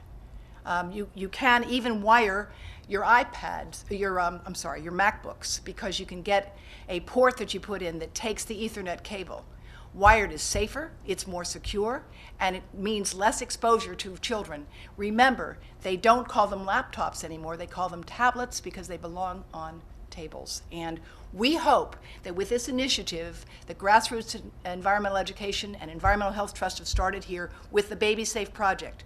We're reaching out to pediatricians, to obstetricians, to work with us, to work with the companies to see that people have information about safer practices so that we don't wait for the data. But you're absolutely right. We need to encourage better monitoring, better surveillance so that, again, people like Dr. Sheet Klein will have fewer patients to treat. I have a question for Dr. Taylor. How are your patients reacting to this information? Are they scared? Do they feel? Yeah. So the question was, how are patients reacting when I tell them about some of the findings that we've had? I think they're appreciative. I find that most people are, during pregnancy, looking to protect their baby, looking to protect their fetus. I find that information is really welcome typically. I haven't had anybody tell me that they're somehow frightened by that information. Most people are keen to act on it. And it's so simple to do, too. Let me just show you an example of a bad idea. This is a plastic teething rattle case for an iPhone.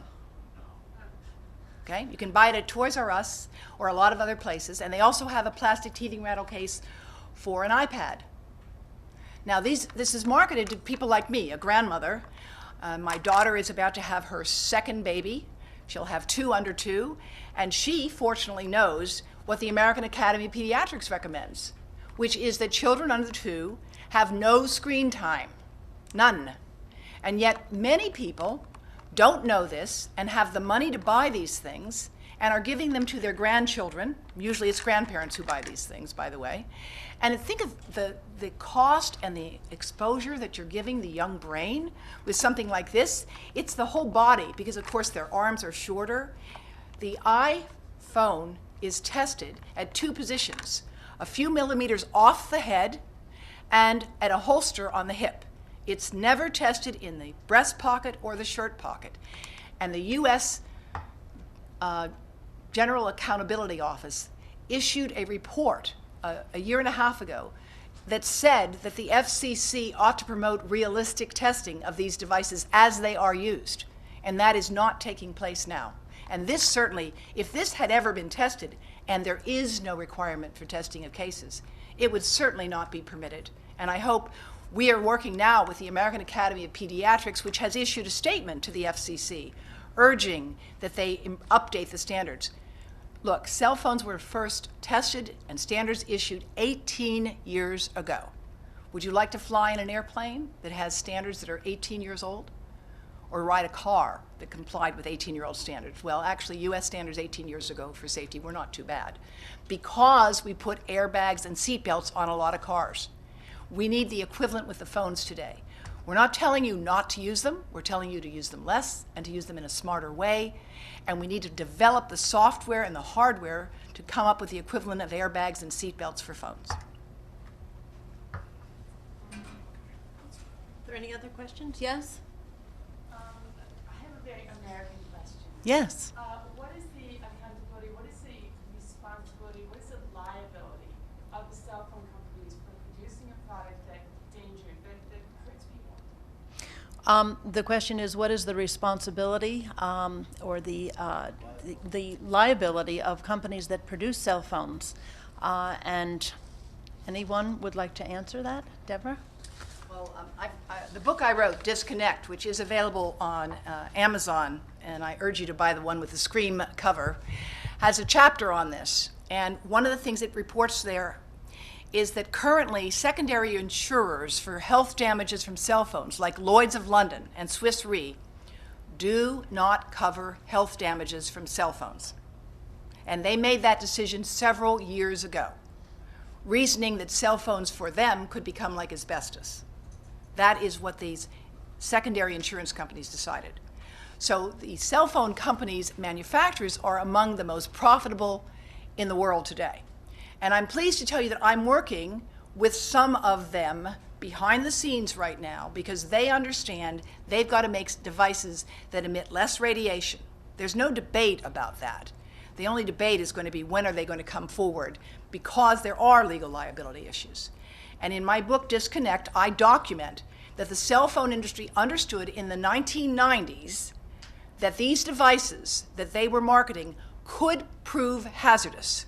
And the first response, which is in the afterword in the paperback edition, to the first report by Professor Henry Lai and Vijay Singh, that cell phone radiation looked like it damaged brain cells in animals. The response of industry was in a memo, which I quote in my book, from Motorola to their public relations firm saying, we think we have sufficiently, quote, war-gamed, quote, the science. And that was the response in 1994, before that article that ultimately got published was published. So that's what we had in the past. Now, I'm pleased to tell you that I'm working with people like former executives for the Bayer Corporation in India, Prakash Munshi, and others who worked with Hewlett-Packard, and others who work with some of the companies today. For example, the former president of Microsoft Canada, Frank Clegg, and they all recognize we've got to do better. So we are making some progress with some people in industry, but it's going to be a question of getting that rising tide to lift all of them to the same level of understanding that we need to keep our children safe, and it's better to be safe than sorry. Right? If there are no other questions, I'd like to thank all of you in the room here and those of you who are online on the web, and have a nice day. And we hope that you will visit our website, which is babysafeproject.org. On that website, you will find 2 videos, a science video and an introductory video, as well as the joint statement and the list of current signatories on that joint statement. There will also be many different recommendations for using cell phones safely while you are pregnant. And we urge anyone to contact us through the website to receive a booklet that we have produced, and that would be something that any OBGYN could be providing for their patients, and we are making them available for free. So please don't hesitate to contact us, and thank you very much, everyone. And so when we look deeper, what is it that has changed in the last 15, 20 years that these chronic infections have become so prevalent? And what we discovered is very simple. It's the exposure to electromagnetic fields. The only thing that parallels the exponential increase in in chronic neurological illness, with the low-grade depression, the insomnia, the muscle aches and pains, and the fatigue, and the strange neurological symptoms with tingling, numbness, vibration in the body. That increases exponentially. The number of children to be diagnosed autistic doubles every 5 years now. There's no more an issue, well, are we overdiagnosing it? No, it doubles every 5 years. The only thing that parallels that increase is the increased exposure to man-made electromagnetic fields, largely in the high-frequency range. There's some exceptions that have also increased, but largely it's the high-frequency range from cell phone radiation, from the Tetra network that the police and other systems are using. The smart meters are the worst invention that we've followed in the last 2 years. There's absolutely devastating consequences that I will share with you. The only development that parallels the exponential increase that we observe in neurological disease is the exponential increase in exposure to man-made electromagnetic fields. More than 6,000 research studies have been published on the biological effects of electromagnetic radiation. The majority of these studies have shown biological damage being done. Of the many more recent advances in research, one notable study was published earlier this year by the University of Athens. The results over an 8-month period showed 143 proteins in the mammalian brain were altered after exposure to either a mobile phone or a DECT phone base, including proteins which have already been linked to Alzheimer's, glioblastoma, stress, and metabolism. Lead author Adamantia Fragipoulou states, "This study is anticipated to throw light in the understanding of health effects like headaches, dizziness, sleep disorders, memory disorders, brain tumors, all of them related to the function of the altered brain proteins." This permanently destroys and alters the manufacturing of these proteins, meaning it completely changes the human organism permanently. People have to get rid of their cordless phones, because the cordless phones broadcast a signal 24 hours a day into the rooms wherever the person can walk and have reception. That is a very devastating radiation that was also tested in this Greek study that I just mentioned. It destroys the same number of proteins that the incoming cell phone radiation does from the outside, the cordless phone at home. So since 6 or 7 years, my patients are not allowed to have a cordless phone in the house. We've seen a host of people that had normal body weight for 40 years or 50 years, and suddenly their weight exploded when the phone company put up the cell phone tower 200 yards from their house, not even that close, 300 yards from their house.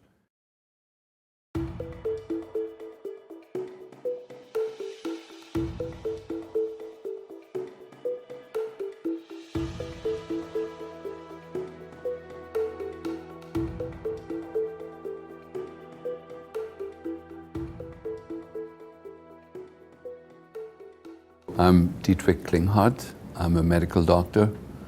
I received my training in West Germany, and as a young doctor already moved to the US because I loved the United States.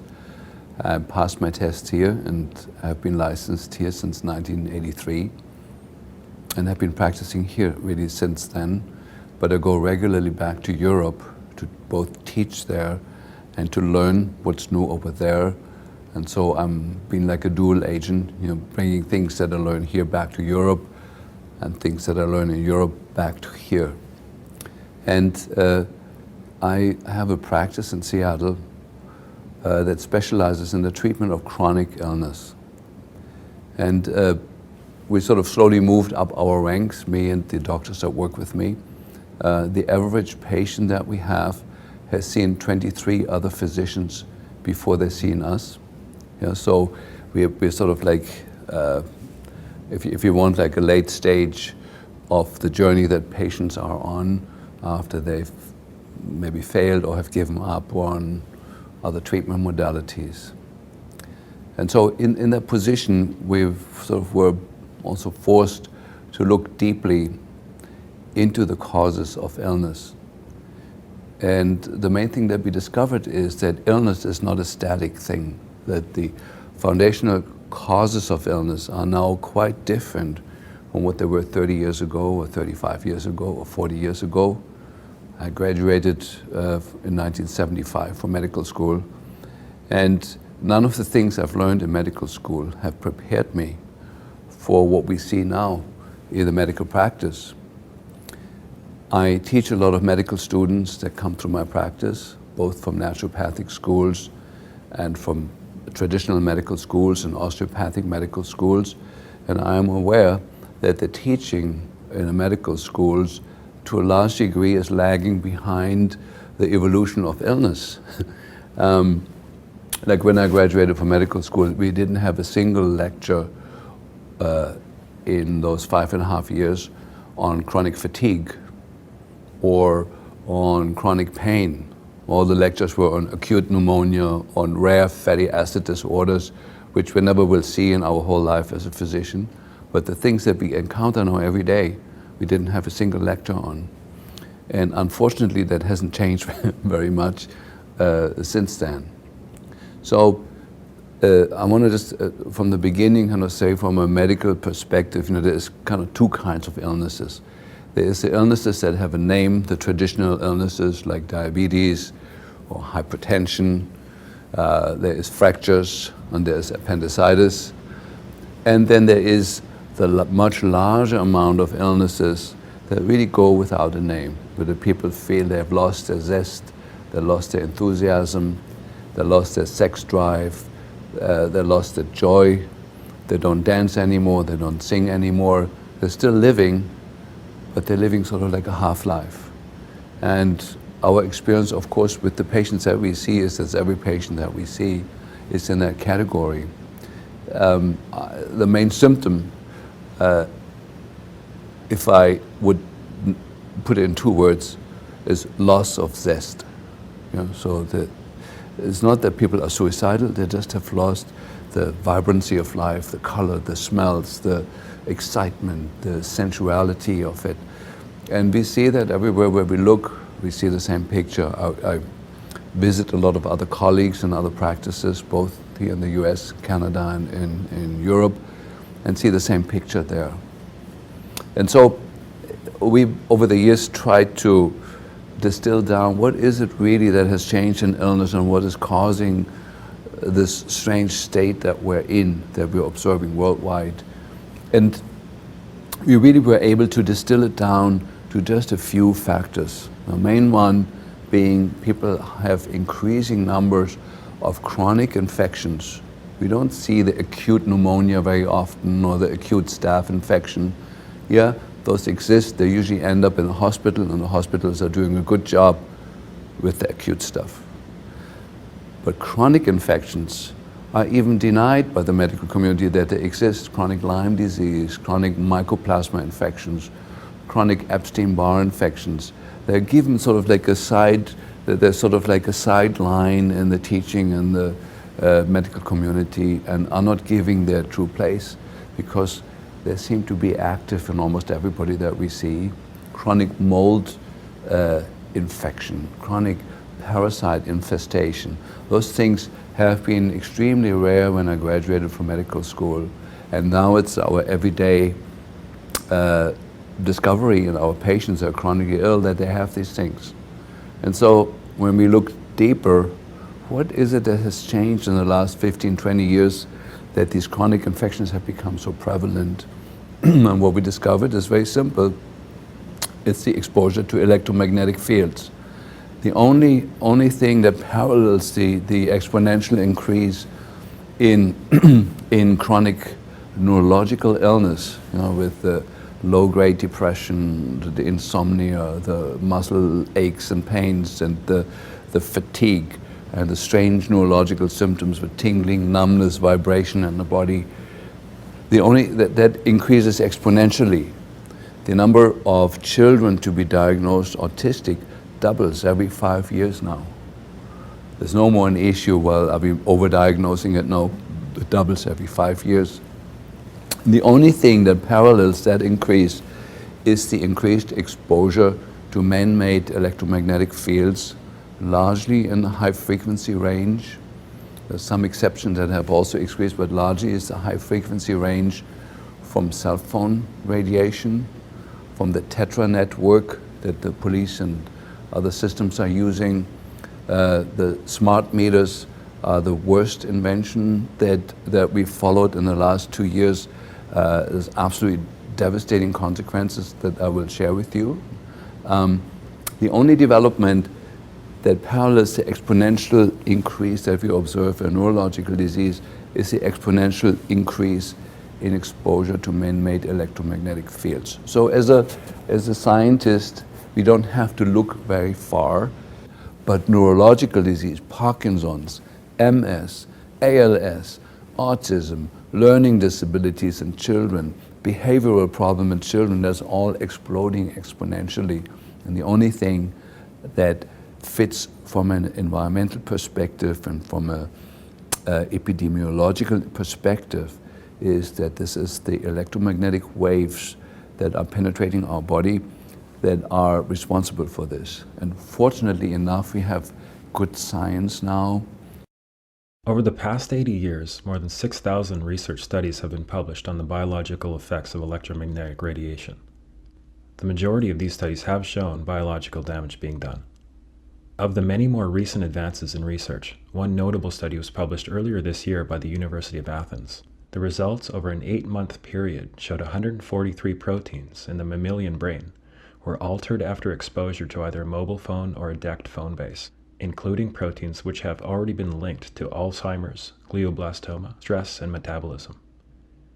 Lead author Adamantia Fragipoulou states, "This study is anticipated to throw light in the understanding of health effects like headaches, dizziness, sleep disorders, memory disorders, brain tumors, all of them related to the function of the altered brain proteins." This permanently destroys and alters the manufacturing of these proteins, meaning it completely changes the human organism permanently. The DNA inside the cell is a booklet, an instruction booklet, how to make proteins. And we have about 120 to 200,000 different proteins that are in the cell or in the cell wall. The receptors, how the cell wall communicates with the outside environment is through proteins. And inside the cell, the manufacturing that each cell does of antibodies, of neuropeptides, of hormones, of cholesterol, of building blocks that the body needs to replace, used up body parts, that's all done by proteins. Even the physical structure of your body changes. We've seen a host of people that had normal body weight for 40 years or 50 years, and suddenly their weight exploded when the phone company put up the cell phone tower 200 yards from their house, not even that close, 300 yards from their house. We've seen cancer rates shoot up the moment the network of cell phone towers was established in the house. We had a co-worker with us who had a son who was very, very sensitive to electromagnetic fields, and she lived here in Seattle, and he couldn't go to school because the schools at the time already had wireless installed in the schools, and he couldn't tolerate it. So she moved to Portland and then couldn't tolerate it there at all. Then moved over to Ashland, which claims itself to be one of the greenest cities in the world.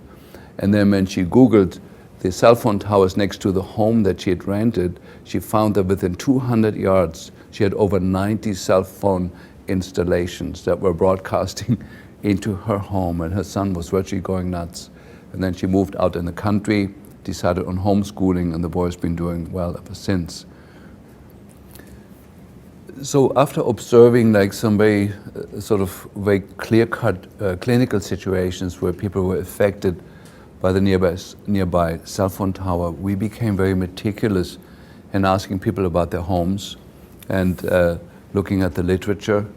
I got certified in building biology, which is the sort of science in Germany that governs these issues, where we learn how to use different instruments to measure these phenomena in the house.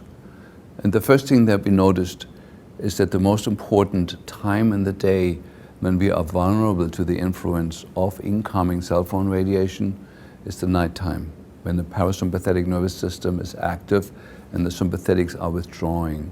That's when the damage is done, most of the damage is done.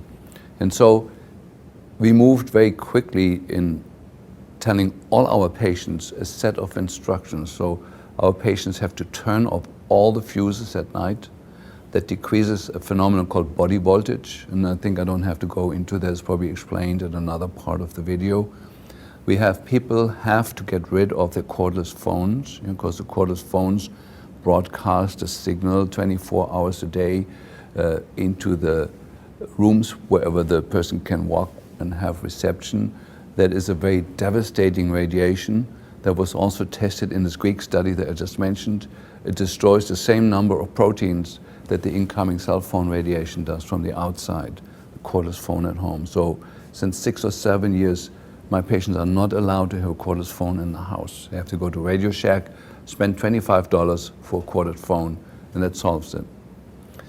Then the last step that we do, that every patient gets to measure with the instrument from Gigahertz Solutions that we use, measured the density of microwave radiation in the bed location. That's measured in microwatts per square meter. And if that number, for me, if the number is over 5, it's an unacceptable sleeping location. First of all, we look in the house. If you find a location, there's eddies, we call that. There's turbulences created in the house where often you find a location where the reading is low. If you don't, the person need to use protection in the house.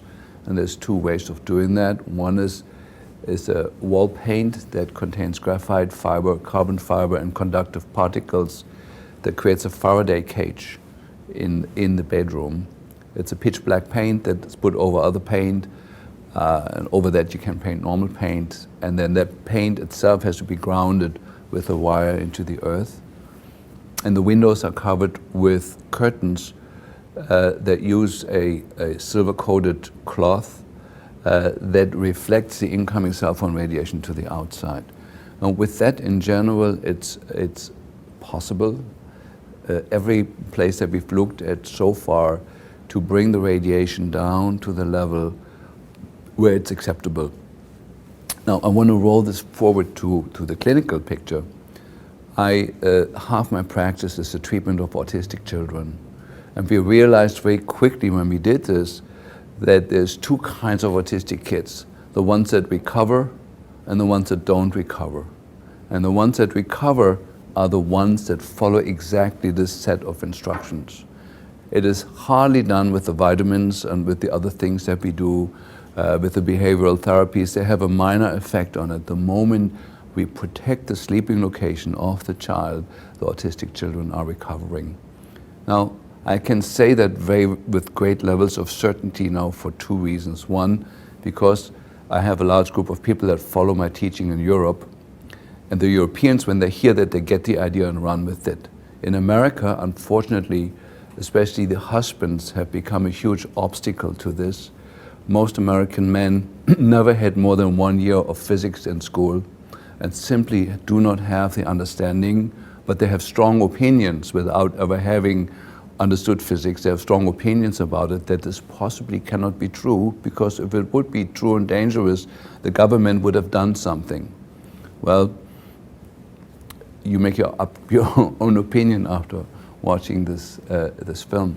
So what we did then is a study where we took 10 autistic children and went back to the sleeping location where the mother was when she was pregnant with that child, and compared it with the sleeping location of a mother that gave birth to healthy children. We had 10 mothers in that group, 10 mothers in this group, and in the group of the autistic children, we found that the measurements that we got for the microwave exposure in the sleeping location of where the mother was when she was pregnant with her child was elevated compared to the group of children that were normal. The same measurement we got by measuring body voltage. This is the exposure just to the ambient field, electric field in the home created by the electric wires in the wall. Found the same number, that the exposure, that the electric charge that is built up in the body was by the factor of 10 times more in the sleeping location where the mother was sleeping when she was pregnant with her child. And with that, the exposure to man-made electromagnetic fields has become the first factor that could be isolated ever in autism that could predict autism. I can go to the home of a pregnant mother now, take those measurements, and give her a reasonable assessment what her chances are to give birth to a child that will later be diagnosed as autistic. Now, as you can imagine, I was not able to publish the study. Nobody was interested. It was 10 children was too small a group to say something, even though the differences are so dramatic that even the 10 children led to a huge statistical difference. But I wasn't able to publish it because of the special interests that are now have found their way into the medical journals and the peer-reviewed journals. I think it's important to say that now the communications industry has become the largest lobbying industry in politics, larger than Big Pharma. In fact, by a factor of 3 times more powerful than the pharmaceutical industry, which used to be the most powerful arm, bending the decisions in Washington and in all Western governments for that purpose. So we weren't surprised when I wasn't able to publish these data, but it made us even more aware of the fact that we need what is called preconception healthcare. If somebody is planning on becoming pregnant, moms and dads need to know this information, that they have to protect the sleeping location of the mother from these fields that are absolutely tweaking the epigenome and the genes of the fetus that grows in there, predicting that this child will never reach its true genetic potential later in life because these early exposures. So one of the points I'm trying to make here is, if a fetus is exposed to microwave from cell phone radiation or from ambient man-made fields in the house, the fetus is affected by a factor of hundreds times stronger than a grown-up, fully grown-up brain, even though it's not harmless for the grown-up brain, but the damage is somewhat contained. So we have what I call nighttime technologies to protect people, which is the most important time. At nighttime, all the fuses have to be off. That means those fuses also switch off the breaker switch, also switches off the wireless internet, it switches off all telephone support systems, it switches off your alarm systems, which are equally bad, it switches off everything, every appliance inside the house. It probably does not switch off the smart meter.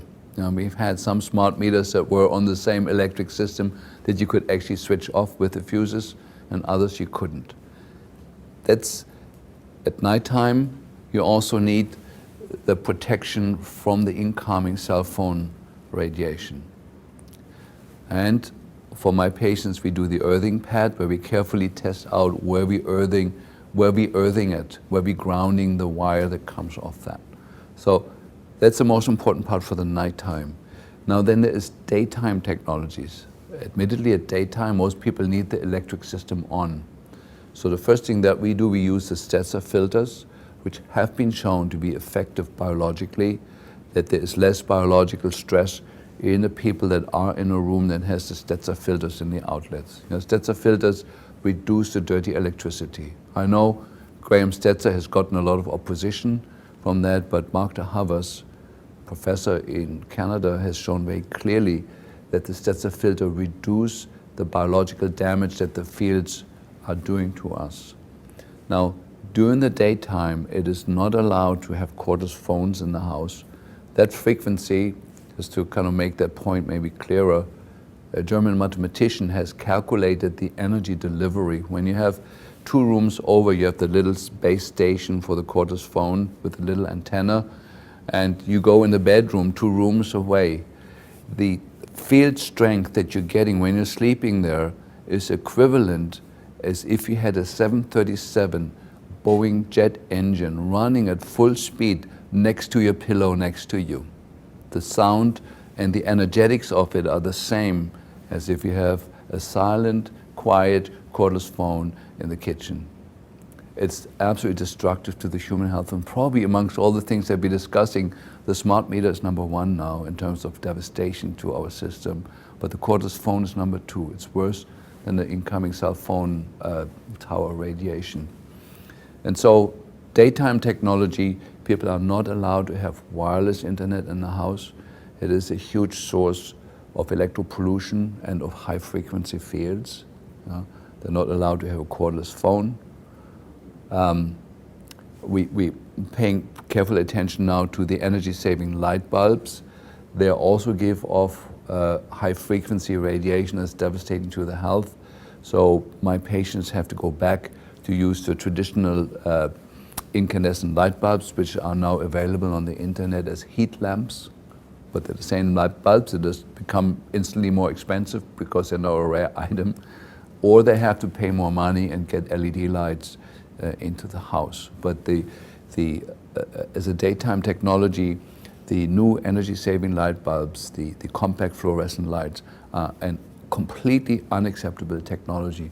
It gives off both high-frequency wavelengths that are devastating to the brain, plus it's mercury vapor-based, and the frequency of mercury piggybacks on the light and makes people toxic and mobilizes toxins in the body that are then swishing around, finding, the body stores mercury and other toxins in places where it causes the least damage. The compact fluorescents stir that up. The mercury gets displaced now into the brain, into the spinal cord, into the hormone-producing glands, and it's devastating. So daytime technology, no wireless inside the house, go back to broadband. No cordless phones, go back to corded phones. Or there is one type of phone that you can buy that is innocent. It's just much more expensive. Yeah? And no compact fluorescent lights in the house. That's a good start for most people.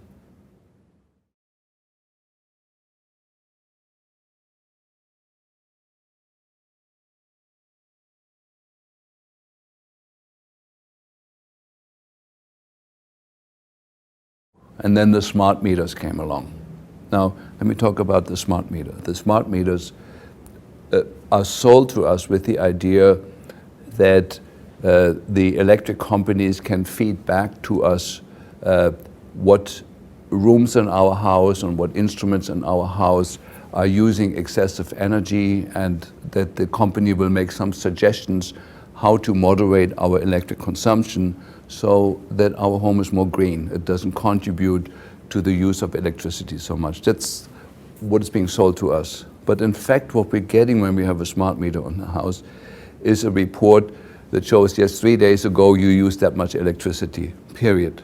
The electric company can tinker with the data that it's collecting and actually find out, oh, look, that every Tuesday and every Thursday they have an electronic babysitter because nobody is at home to sit the baby. They can figure out how much your TV is using. They can see the signature in the frequency pattern that is there, and they're actually selling those data to the to advertisements.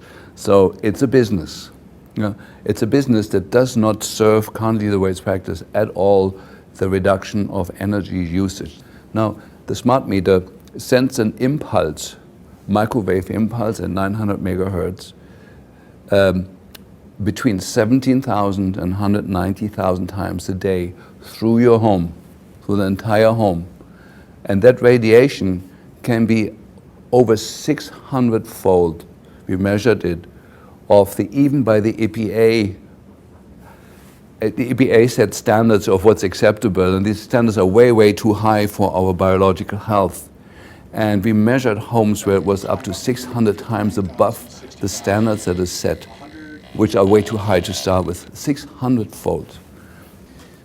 So what happens with the smart meters, there is a router that sends the information back to the electric companies, and whoever has their home closest to the router, that smart meter becomes a transmitter for the smart meters that are further away.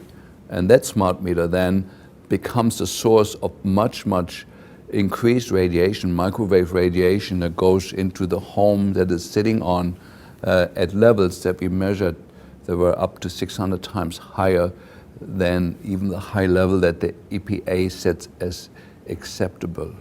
And here's what we've seen. One of my patients, a good friend of us, had a husband with Parkinson's disease who was doing okay for many years. The smart meter was installed. Within weeks, the patient has a dramatic downturn in brain function. He was no longer able to walk, and 6 months later, he died. My patient, who had recovered from Lyme disease 10 years ago and was in very stable, good health, the moment a smart meter was installed, her health went down, and she can no longer sleep any night. She has a constant feeling of vibration in the body. She feels like she's losing her mind, and she had to evacuate her home to save her life. She moved back in with family members. She has a beautiful home here in Mercer Island in Seattle, in the richest, wealthiest area, in a home that she can no longer live since the smart meter is there.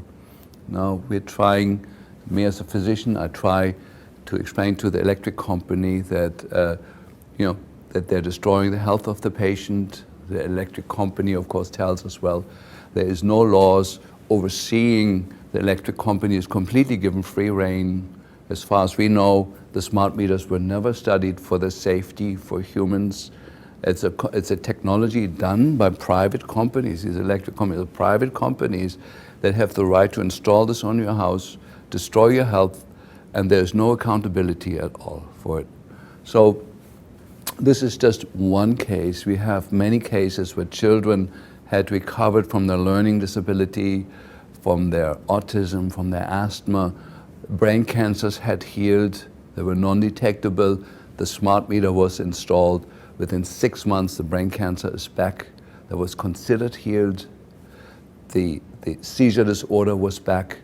The autism was back. Or children, usually the regressive form of autism, children are born normally. After the 3rd or 5th or 6th vaccination, when they're 18 months old, suddenly they have the downturn where they lose what they've gained, they lose their language, they lose eye contact, and they're bad. You don't see that with 8-year-olds, but we do. Children were completely normal, 8-year-old, in school, everything is good. Suddenly the child turns autistic, loses everything it's gained, including the language. An 8-year-old, where we find out the smart meter was installed by the house. So this technology is for a lot of people absolutely devastating. We do not know yet whether it's affecting everybody. Just some people notice it and other people just die quietly. There is this myth of electrosensitivity. Electrosensitivity and electroallergy are two different things. It is our experience as physicians that everybody is equally electrosensitive. You install this thing, measurably certain things in your health go down. We tracking now, I say it here on TV, certain sensitive parameters of it. One is an inflammatory marker called TGF-beta1, goes way, way up as soon as the smart meter is installed. The MMP9, that's the metalloproteinases, go way, way up. These are inflammatory markers. The copper level in the serum goes up as a sign of chronic inflammation driven by something that's suddenly there. The hormones go way off. The neurotransmitters go way off. So we have lab tests that we can show. Here's the patient. We monitor him for 10 years before. He was completely normal. The smart meter was installed 6 months later. The patient looks like a dying patient from the lab work. And we find those changes even in people that say, well, my wife is sick since the smart meter's in there, but I'm totally healthy. But we look at the lab work, it looks just as bad. So some people have an awareness of health and goodness in them, and other people don't. But from what our experience is that everybody is affected by it. It's not just a few 3% of electrosensitive people. And so I think I'd like to make that point here very clear. This is a devastating wrong technology that is, in the first place, completely not serving the purpose under which it's sold to us. It seems to be a marketing tool. It seems to be a tool to spy on people's homes for advertising purposes. We do not see any positive outcome that anybody has been informed of. Yes, every time your swimming pool goes on, your electric consumption goes up threefold. There's not the information that the patients get. They just get the general, yes, on Friday you use that much electricity, that's all you can get, but it doesn't give you any of the detail you need to actually be constructive to reduce your electric consumption. It's not serving that purpose, but it is destroying the health of a lot of people. And of course, for me, the main people that are affected by it is the children, and amongst the children, the unborn children and the fetus. The womb concentrates electromagnetic radiation multiple fold above what is measured on the outside of the woman's body. It concentrates the information, the concentration of microwave per square meter of the measurement that we do is concentrated on the inside of the womb. The studies are out on this, and it's devastating what's coming up towards us. So what's the solution? I give you a few things that people have tried. So one is the legal letter that is passed around on the internet that we've tried with the electric companies. There was one positive response where it was deinstalled, several failures. we try to shield the smart meter towards the house, that we put lead lining against the house wall, between the wall of the house and the smart meter, to deflect it from the house. Usually the consequences that within a few weeks the electric company says, listen, we're not getting proper readings on your house, we need you to come and look up what's wrong. So there's then a game of hide and seek, where you remove the protection before they come, if you know when they're coming, and then you put it back on. My friends in Germany have found a $20 solution to it, since the smart meter is usually installed outside the home. My German friends have used what I call the German method. They bought a big axe and smashed the thing. Because it's on the outside of the house, nobody can prove that it was somebody who lives in the house, and people say, we're terribly sorry, but somebody's doing this, and then as soon as it's reinstalled, they do it again. And the golden rule over there is with the electric companies, if it's done 3 times, they go back to the old system, to not lose the information or the money. And so I don't know currently technically if there's a better solution out. We are trying as physicians to inform the electric companies, assuming that they themselves don't know this information, that since the smart meter is installed, our patients have high blood pressure peaks. Erratic high blood pressure is the most common symptom that we see, and irregularity of the heart rate, of the pulse. Those are the first warning signs before the nervous system goes completely off. And so we're writing letters to the electric company and try the peaceful warrior way first, which has worked in some cases and not in others. And so then there's these other stages that we have tried. And I like to say, maybe as a conclusion to what I'm saying, I would say about 80% of health problems that we see now are caused or contributed to by the exposure to man-made electromagnetic fields that have never been studied for their safety. In fact, all the studies that were done, that were correctly done, show they're not safe. There is frequency bands in the electromagnetic spectrum that could be used in intelligent ways without harming us. There was a beautiful technology out called fiber optics, which was absolutely beautiful and clean and would have done everything that we need the communications industry to achieve. In Western country, it was a beautiful, perfect technology that is now sort of being made redundant with a technology that's devastating to the human health, which I don't understand. We had something good and we replace it with something far worse. We see the same phenomenon worldwide in the Western world, but also now in the Eastern world, where cell phone towers are erected every day. We see the same health problems originating in people. We know cancer rates are going up. There was a famous study in Germany, was the NILA study, that shows, cancer rates in a community where there's no cell phone tower, when there was compared, when you bring the cell phone industry in, for 5 years there's no increased cancer rates, and after 5 years it goes up, and after 10 years it's about 4-fold, and that has now been confirmed by various other studies. It's just, and of course, this was a study done by friends of mine in a town in Germany called Nila, where the judge ordered that the cell phone industry had to pay for the study. And so it showed the increased cancer rates starting after 5 years, shooting sharply up. And then, of course, the German government asked the cell phone industry, what you want to do about that? Then the cell phone industry in Europe said, well, we need to do more studies. And guess how long they did their studies for? For 4 years. They did 10 studies, paid for by the German government for 4 years, and showed no increase in cancer rates in 4 years. Well, we knew that before they did that there was no increase in cancer rates for 4 years. But we don't live just for 4 years. Some of us live even up to 40 or 50, maybe even 80. And so it's a sad story of our time. My parents had the Second World War and Adolf Hitler to deal with. We have this issue as the big issue of our time. The toxicity issue that was from the 50s to the 90s, and many of us fought the battles on that. I was involved in the amalgam war. It was called the Third Amalgam War, trying to get mercury fillings out of the teeth of people.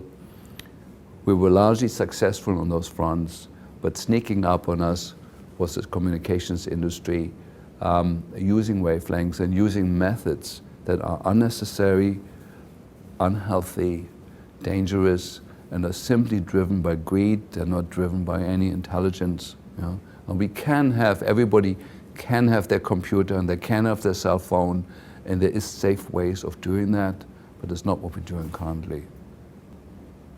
Yeah, so here's something people could do prophylactically. Those of you where the smart meter has not been installed. So typically the way that happens is while you're out at work, the electric company comes and puts a smart meter on the outside of your house. And to prevent that, you can Google the word smart meter lock, where you put a lock around the place where the smart meter would be installed, and you can put a lock around that so nobody can come and sneak up on you and put it there. And at the same time, you send a registered letter to the utility company, say that you're requesting not to have that installed because there's somebody in the house who's highly electrosensitive, who has been shown to have severe, devastating health effects by being exposed to the 900 megahertz wavelength range. And that has been successful.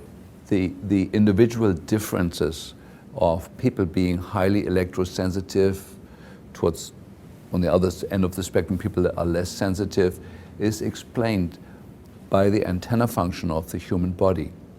It's the composition of minerals, the density of minerals, electrolytes, the water content of the system, even the body size. You know, it's been shown that people have bigger bodies tend to be more electrosensitive. You know, the smaller people are, the less likely they are going on reception to these phenomena. So larger people, funny enough, are more affected than smaller people. So most of the most severe electroallergic and electrosensitive people that I've seen were large people.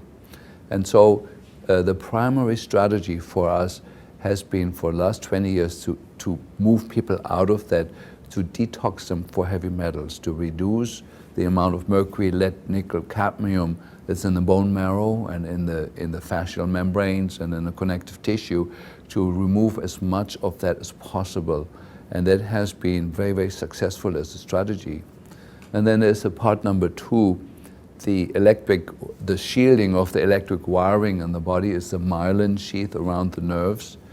And that is greatly, greatly diminished in chronic infections, especially in Lyme disease. You know, there is the surface of the Lyme spirochetes has the same surface markers as the myelin. And so when the immune system looks for the Lyme spirochetes, it also attacks your own myelin and nibbles away on it. And so the insulation wears thin in the chronic Lyme patients are the same as electrosensitive people. So if somebody watches this video and you're highly electrosensitive, please have yourself be checked out for Lyme disease. You know, most likely you are positive. The treatment is to first treat the chronic infection successfully, but then it's to rebuild the myelin is the second step that needs to be done by giving people, you know, amino acid IVs, and there's a whole host of other strategies that goes beyond this video to rebuild the myelin, to rebuild the insulation that you naturally have.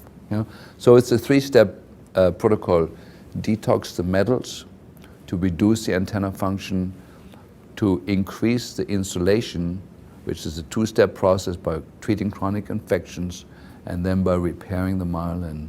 You know? And that has been our strategy.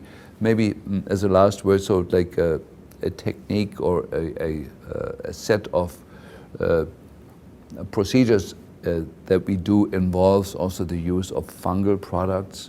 You know, the mushroom extracts have a unique property in protecting people from electrosensitivity. And why that is, we don't know exactly, but we do know that mushrooms thrive in electrically polluted environments, and that was the key for me to figure out, well, how about if we use extracts of those same mushrooms and give them to people? And it's found to be a very, very successful strategy. You know, maitake, shiitake, all the well-known healing mushrooms have a unique place in creating some increased ability to tolerate electromagnetic fields in people.